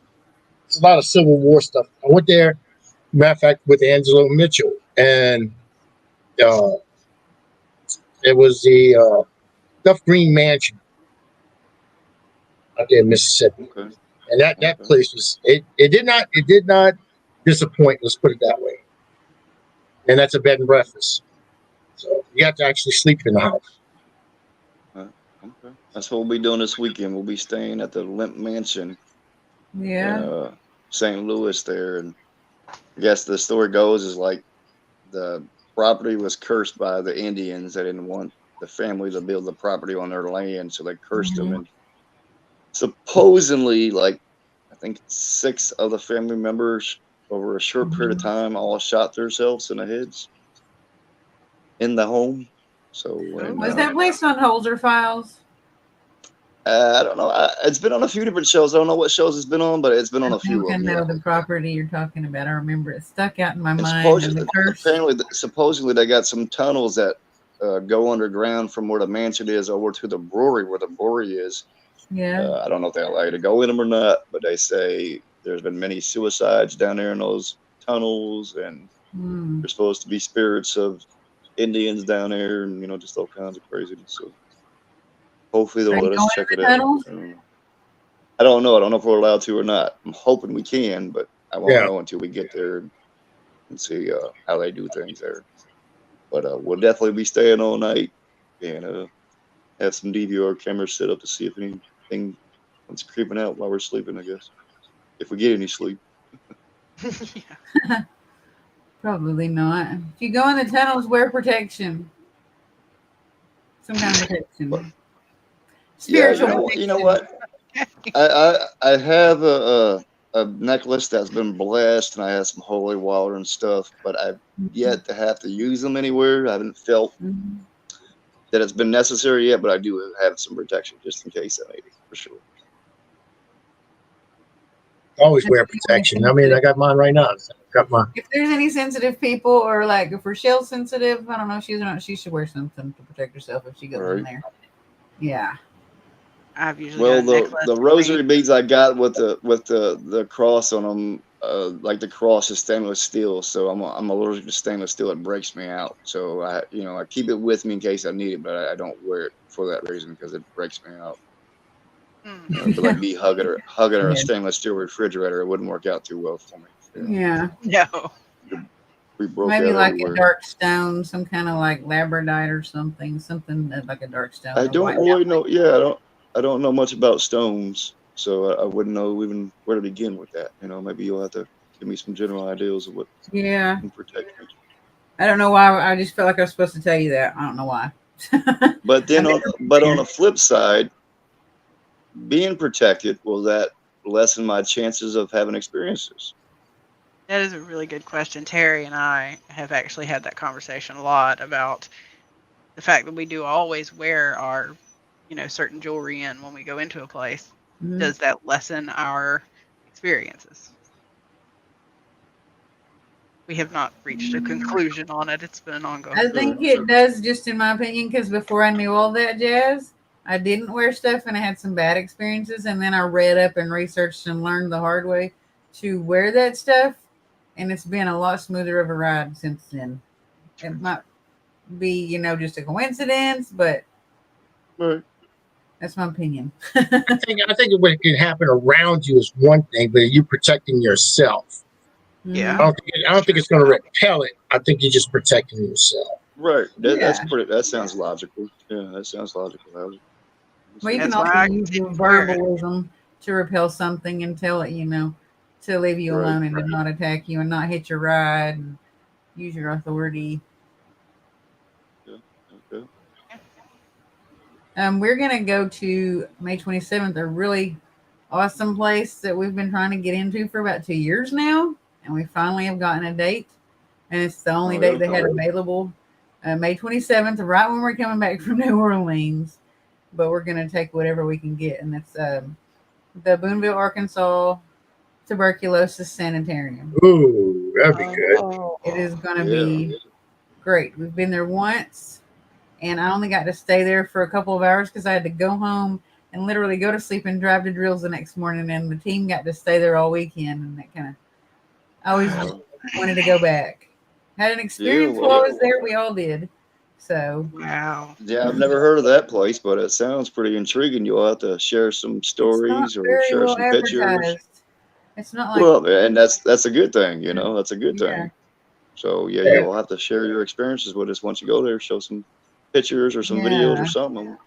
It won't be contaminated, That'd be good.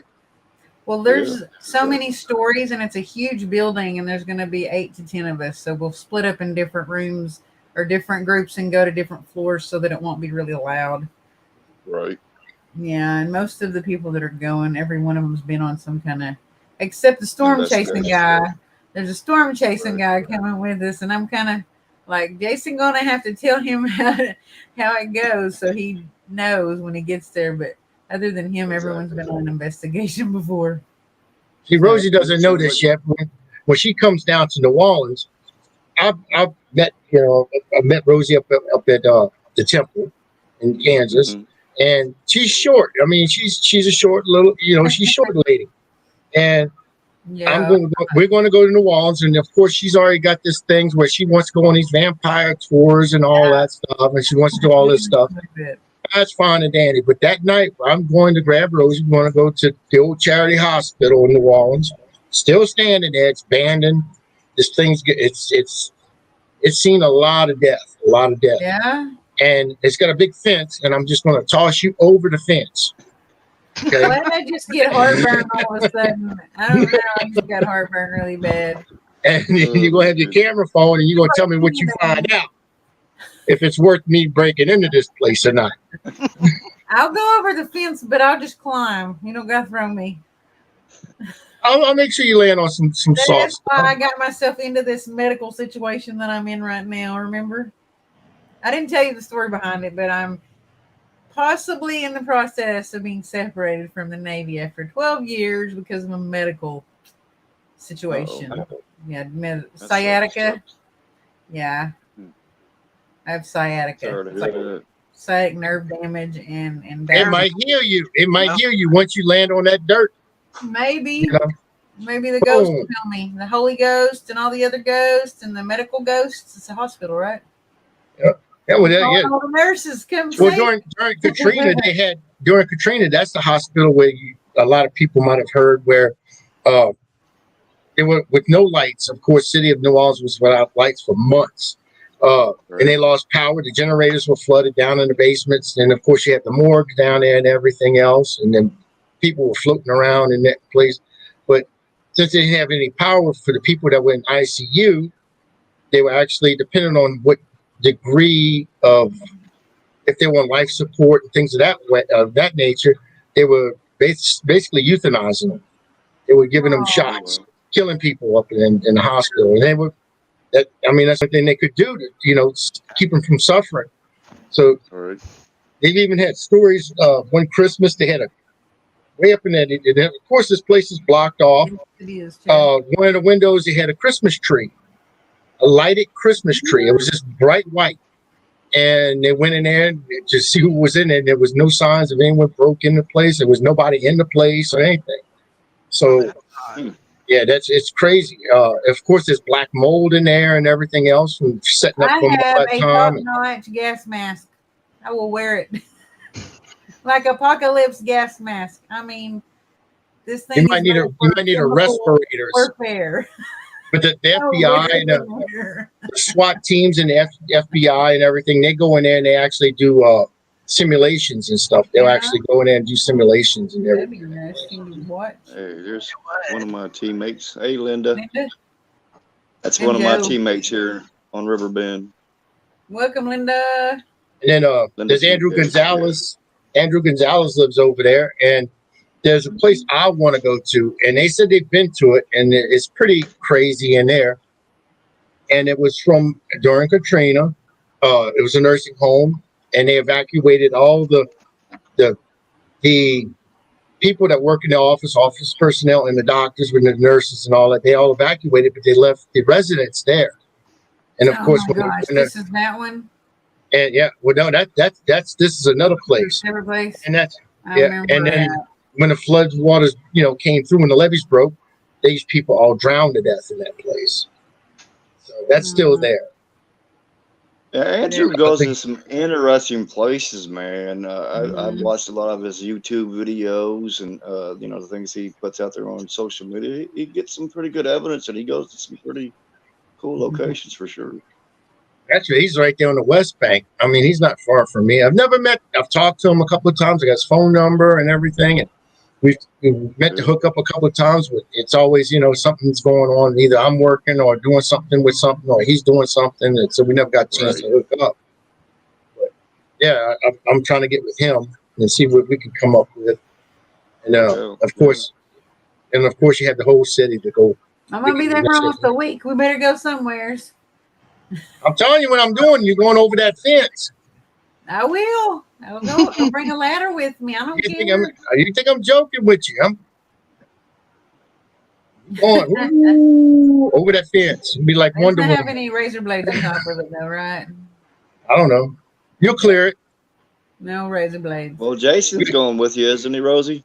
He could push me up there. Yeah, he could. Yeah, I was gonna say all you gotta do is I'm- climb up over him. I'm You'll be 90% good to sure go. he's going. He's not 100% sure he's Hey, going. Chad just pulled up. I think it might be the video or the charity hospital in the walls where if that's the Christmas tree one or not. I had photos of that thing and everything. I mean, it was crazy. Yeah. That's interesting. Well, There's a whole bunch of unfortunately, places. New Orleans has suffered a lot of tragedy throughout the years. Yeah. Been so much And traumatizing vampires. situations. Lots of vampires. Vampires. Look at vampires. Vampires. You want I to see was looking vampires? at Anne Rice's house, and her she had a school there too, Anne Rice, and a mansion and a house. Yeah, and I want to go visit both of those too. Oh, I'm definitely taking a vampire tour, and actually, I have a book series that I love, and I want to go and visit some of the places that, because it's set in New Orleans, I'd like to go and visit some of the places that were written into the scenes. Exactly. There's a couple places I want to go from Interview with the Vampire. That's tomorrow night, Joe. Tomorrow night and Friday night. That's when he really hit us the bantering. Now, this is a pretty straightforward show. I try to keep it about the guest and about paranormal and things of that nature. He's talking about we did a decent show with you there, T-Dog, with Petri Dish last week. There's a lot of Q&A and stuff like that. But usually that show goes to hell in a handbasket quick, man. I mean, that one in the Holy Trinity. Oh, see you on your toes, though, right? I've seen quite a few of those shows, Howard. You guys get into some interesting conversation for sure. And on the new network, our motto is anything goes except for nudity. That's the only thing that's actually, out. No nudity. For the Unholy Trinity, not this week, folks, but next week, we are actually going to interview a female Bigfoot. What? Female Bigfoot. It'd be an actual female Bigfoot on the show on the Unholy Trinity. So 2 weeks from now. Not this Friday, but next Friday. We shall see that. We shall see. I believe we'll see it. I'll have to tune in for that one. It's going to be interesting. Channel's recent Vampires in America.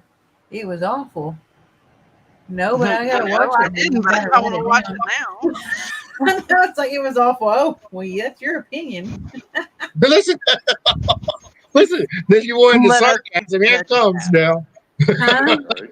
Let us Joe was looking for the sarcasm. Now here it comes. So what's the weirdest thing you've ever done on an investigation, or that one of your teammates, one of y'all has done? Because I'm sure one of y'all has done some crazy or weird thing on an investigation. My God. That's hard to say because some of my teammates can get pretty weird at times. I mean, I've got this one teammate, Linda's husband, that just chimed in. Her husband, he likes to portray. I don't know if he's portraying it, but he'll go on these locations and act like he's gay. He'll just walk around, or he'll play the part. I mean, I've seen him dress up in skirts. I mean, you name it, and he'll just do the weirdest. I mean, he tries to bring a little comedy to the investigation, to try to make the spirits laugh or whatever, if that's what you want to call it. But he'll do some silly, obnoxious things, and just not only will he have us laughing, but hopefully he has the spirits laughing too. But that sounds familiar, huh, Rosie? Huh? Right? That sounds familiar, huh, Rose? Yes. So, but I mean, we've tried a little bit of everything. I mean, from role playing, I've played the role of a TB patient. I've played a jailer or security guard, a guard. I mean, we just whatever goes with the situation, we'll do it to try to get some interaction. So it just depends. But I gotta say, my teammate, his name is Virgil, but we call him VZ. When he gets to doing his thing, it's just it's gonna be a good time. We're gonna get some good laughs, and hope to get some interaction because he just takes it to that next level. Yeah, you become the trigger object, which is great. I think that's a good idea. I mean, you become the trigger object. Right. So I think that's awesome. My teammate Frank likes to get into locations and play old time music, and he'll actually dance, or we might grab one of the other teammates, or VZ and his wife might dance and try to get, spirits to come join us. I mean, just whatever it takes, man. We've done multiple things. I'm my desk shaking. Man, I've ridden tricycles down the hallway. I've sat in wheelchairs and kind of made my way down an old hospital hallway, pretending to be a patient and asking where the doctor is. I need some medicine, or this. I mean, just you name it. I mean, for the most part, we've probably done it, unless it's something that extreme. That maybe not. That's a different show for Howard. But I've probably done it already. Just the normal stuff. See, that would be a good question for Howard to answer. What kind of things have you done? I'd love to hear his answers. This is PG-13. I have a kilt collection. Who would go wear a kilt? I have a bunch of them. And I would probably wear it the traditional way. As long as I didn't see what's underneath it, I would be fine with it. I just think it'd be funny if a guy wore a kilt on investigation. Yeah, I've done that once before. I mean, I've wore a grass skirt like that on an investigation with nothing on underneath it. And I'd ask people, do you want to see the snake come out of the grass and stuff like that? I mean, it's craziness. I've done some crazy stuff. But like I said, this is a PG-13. Heard the story from George Chaplin about the investigation that they did naked? No. Yes. George, at some point, I don't know much about the story. All I know is I remember him talking on a podcast one time that him and so many other people, I don't know how many people were involved in it, but they all did investigation naked somewhere. I like that. What the fuck?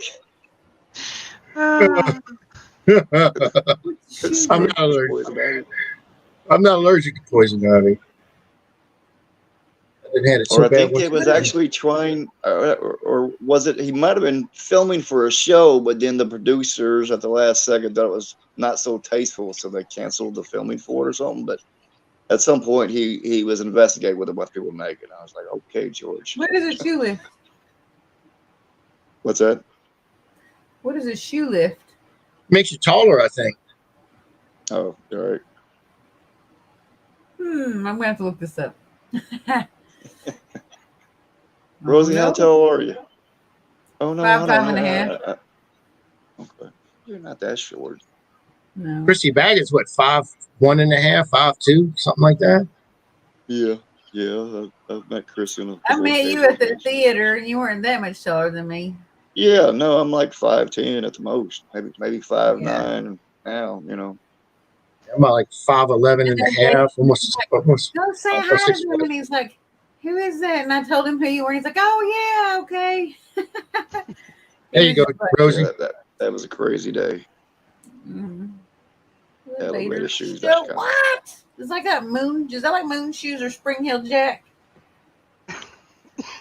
He's 5'8" on a good day, he says. Elevator shoes. I mean, no, I went on a show with Hey Boo, and I was wearing a wig and everything. Oh yeah, because it's a woman's show.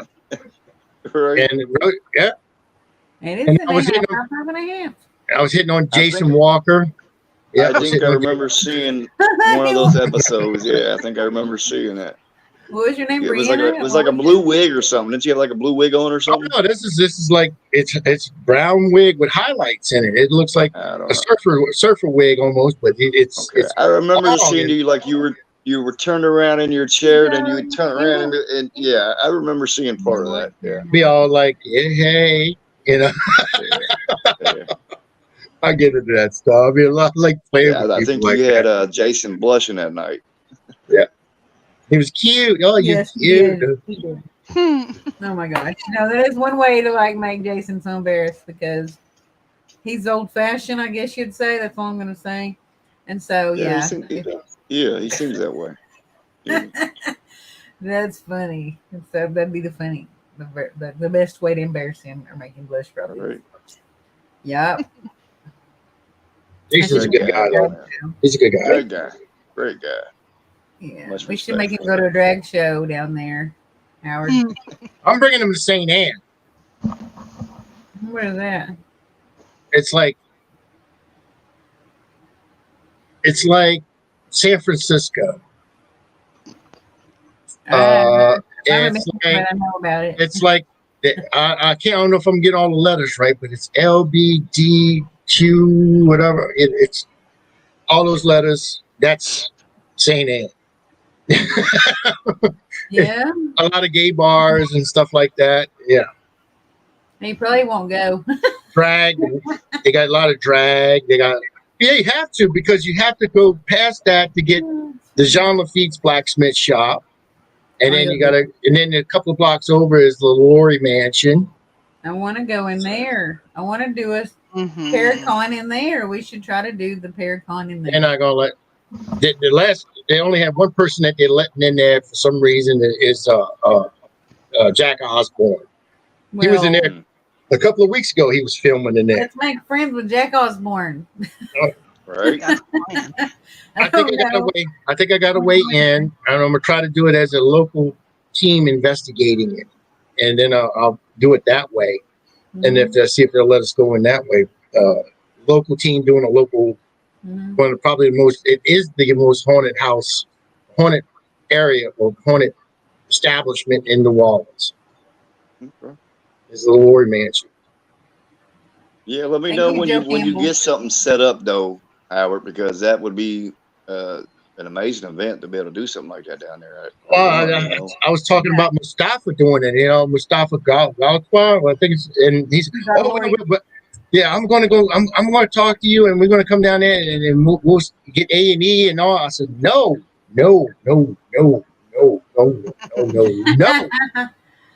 This is Howie. Boom. Howard TV.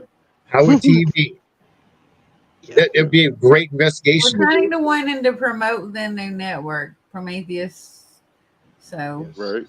We want to do something, and people can bring whatever they want to promote or sell. Or even if you don't do something so big, Howard, maybe you can do some meet and greets, or something. I mean, I've done a few of them in the past, and they seem to work out pretty good. And it's a good way to network and get your face out there more. I'm gonna bring people in that everybody in the world says they want to come, but I have a certain people I want. If I go into that house, I'm going to bring in, and they're going to be people with experience, a lot of experience. So, T-Dog, maybe we'll talk afterwards. We can't talk.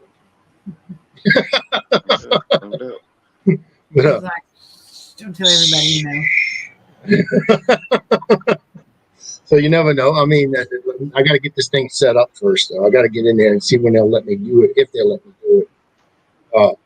I could pretend I could put on a Jack Osborne wig and walk up there and bloody hell! You have to have an accent. Yeah, you have to have an Australian accent too, probably. UK accent. Never pull it off. Be like Portals of Hell or something. Yeah. Or dress like Ozzy. Yeah. You see my little boy around, little bastard. That was hilarious. If I was the person that ran that place, I'd probably let you in just because that was funny. Sharon!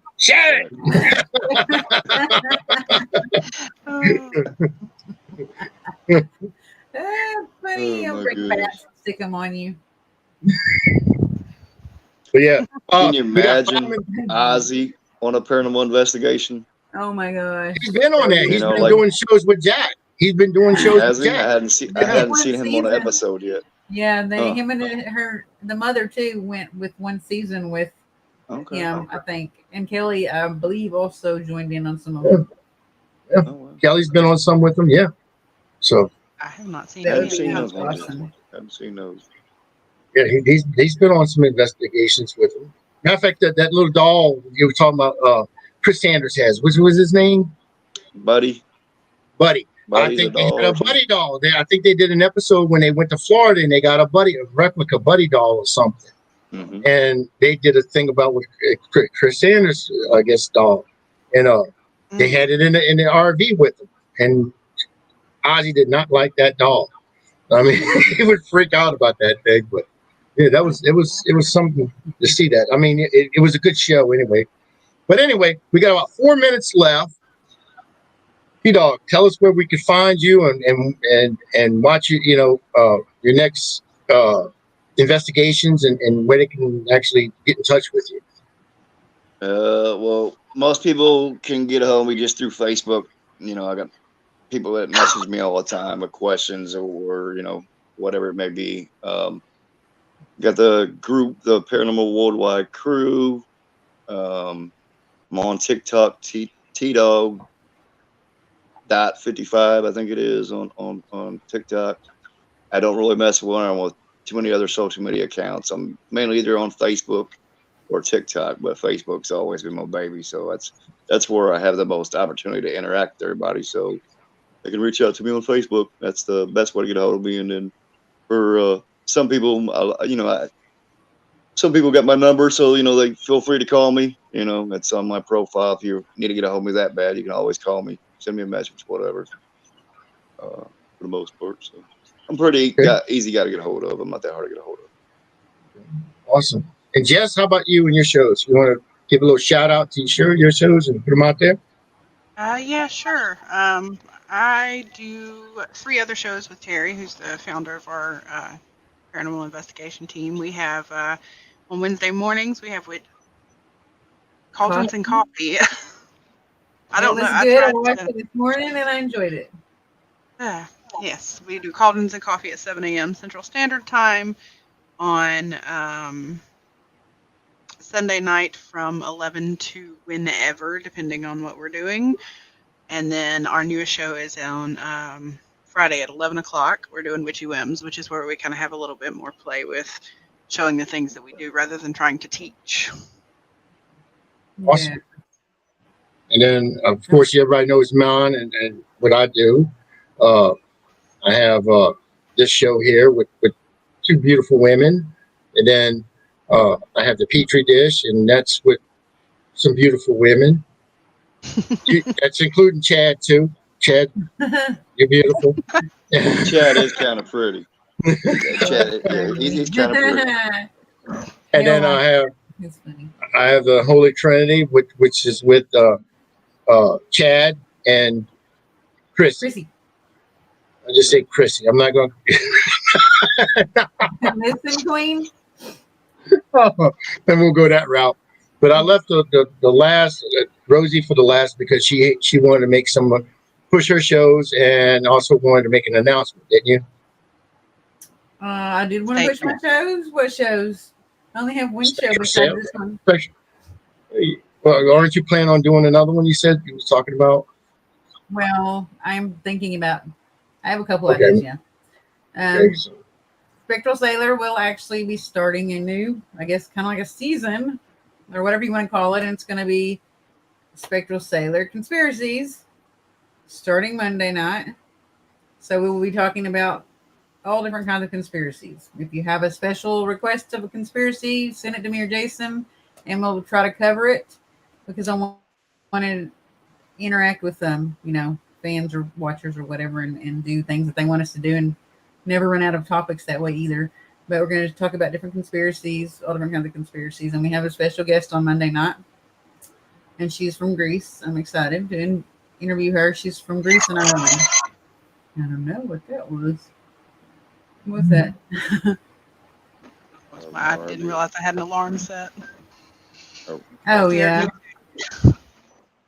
And now my statement needs to be written down because I didn't write it down during this show.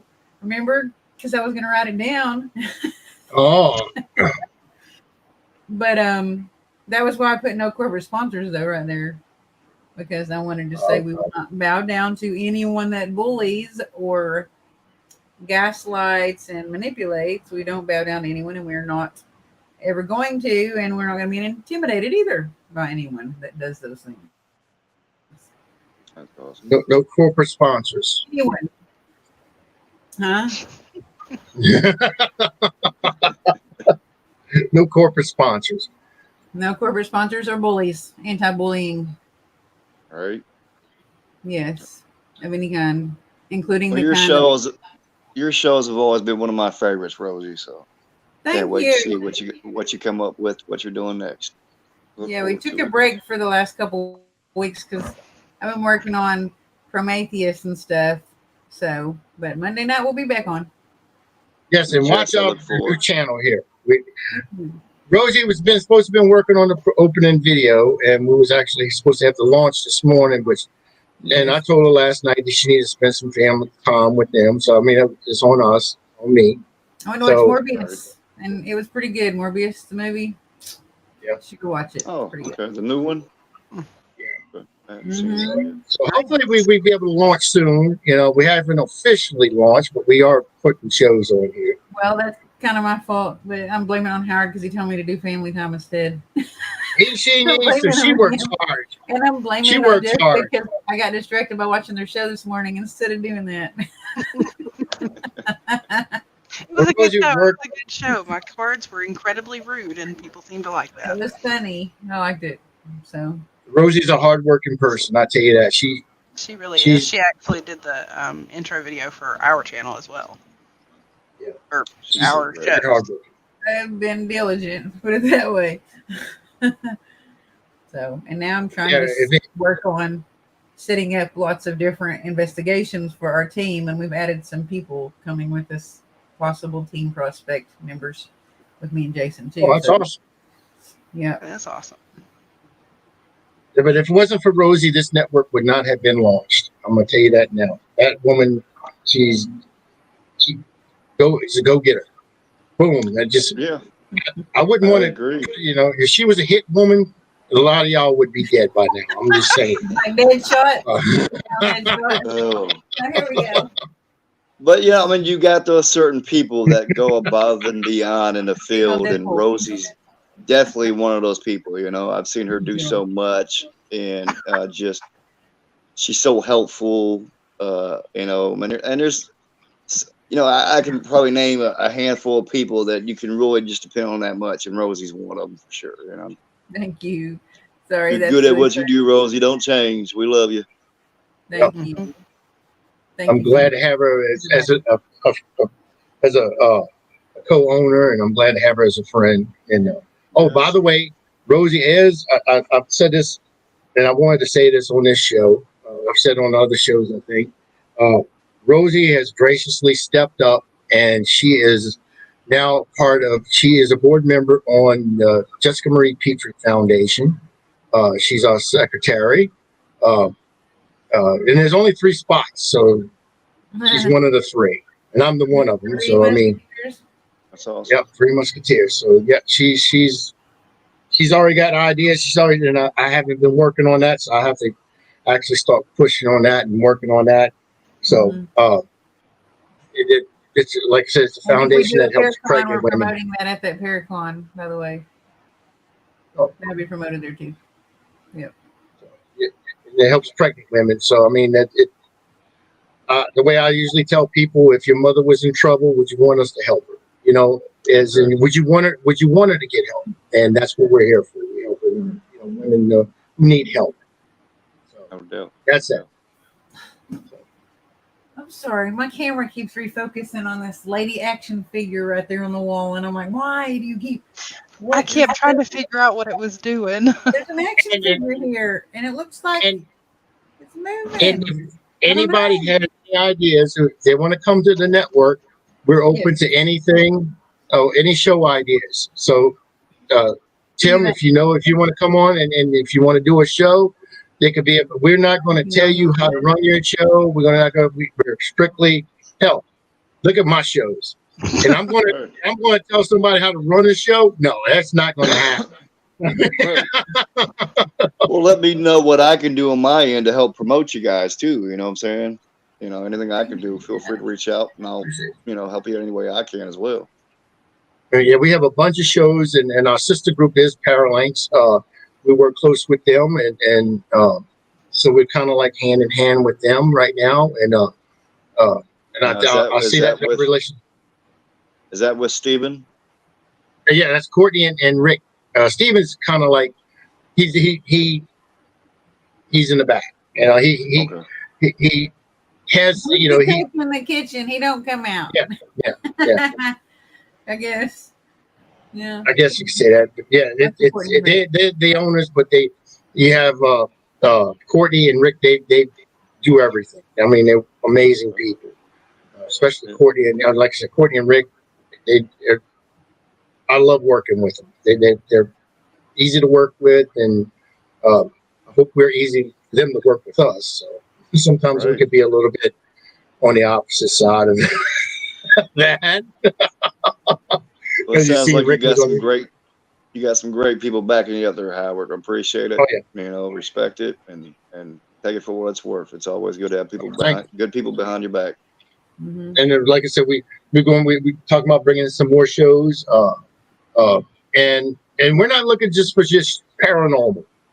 I'm just putting it out there. We want cooking, gaming, streamers of gamers, anything, politics, even something political, as long as it's not, you know, too far out there. I mean, our witchy shows will also be on there. So anything. Yeah. Anything you want to, if you want music. I know a lot of guys in the paranormal field love music. They play instruments and stuff. I'm trying to, hey, y'all want to do your own thing and talk about guitars and drums and music? Hey, come to us. We're willing to listen and see what, you know. And if you're just a person that just wants to start a show and don't know what to do or anything, hey, we'll work with you and listen to your concept and try to develop you and bring you on. Oh yeah, Chad has experience in political streams. I might be doing a show about like dreams or dream interpretation and different things to do with dreaming and lucid dreaming or something like that. That's That'd be my interesting. idea. Yeah, I don't know when yet. So you're gonna be drinking that peyotes or smoking that, eating the cactus, sleeping in the sand. Yeah. That would be interesting. No, scorpions are out there. Never mind. Forgot it. No. So we are accepting people, whoever wants to do whatever type of show. We're not going to judge you. Just come on and give us pictures of your show, and we'll see what we could do. You know, try to get you on and work with you about it. You know, we'll even show you how to set up and all that stuff. So, like I said, okay. Yeah, just contact one of us if you have a show idea, pitch it to us, and more than likely we're going to say yes. We just got to find where to get you in. So, yeah. And our third owner is it's myself, it's Rosie, and it's Ane Shin. So Ane's the third owner, and it's just three of us. Yeah. So, no, if you have anything you want, if you're friends with Ane, get in touch with Ane. If you're friends with Rosie, get in touch with. If you're friends with me, get in touch with me, and we'll all talk about it. You know, as three owners, and we'll see what we can do to help you out and get y'all on here. For sure. We're easy to work with. No drama. That's the only thing we ask. No drama. None. We don't want no drama. No. Okay, none. And that being said, our launch video will come out in the morning. I'm sorry. So everyone have a good night and look forward to the launch video tomorrow. Yep. Sorry. Look forward to it. All right, guys. Well, with that being said, thank you. Thank y'all for watching. Thank you, Tim, for coming on and sharing your experiences with us. It's a pleasure. Really do appreciate it. A pleasure. We do appreciate it, and hope it wasn't too hard on you. No, not at all, man. I enjoy talking to you guys, man. It's always great conversation, good times. I appreciate you having me on, brother. Anytime. I know Rosie could be. She's just vicious sometimes. I gotta pull her back sometimes. I've come to terms with the fact that I'm crazy. I'm in my 40s now, so. Yeah. And Jess, I got to tell Jess to constantly shut up, Jess. You know. Hey, I'm working on it. It was nice to meet you, Jess. I haven't met you before, so it was nice meeting and talking with you as well. Yes. And if you're ever in Alabama, let us know. We'll tell you where you can go. For sure. Definitely. All right, guys. We all have a good night, and we'll see y'all tomorrow on Prometheus. Thank y'all for watching.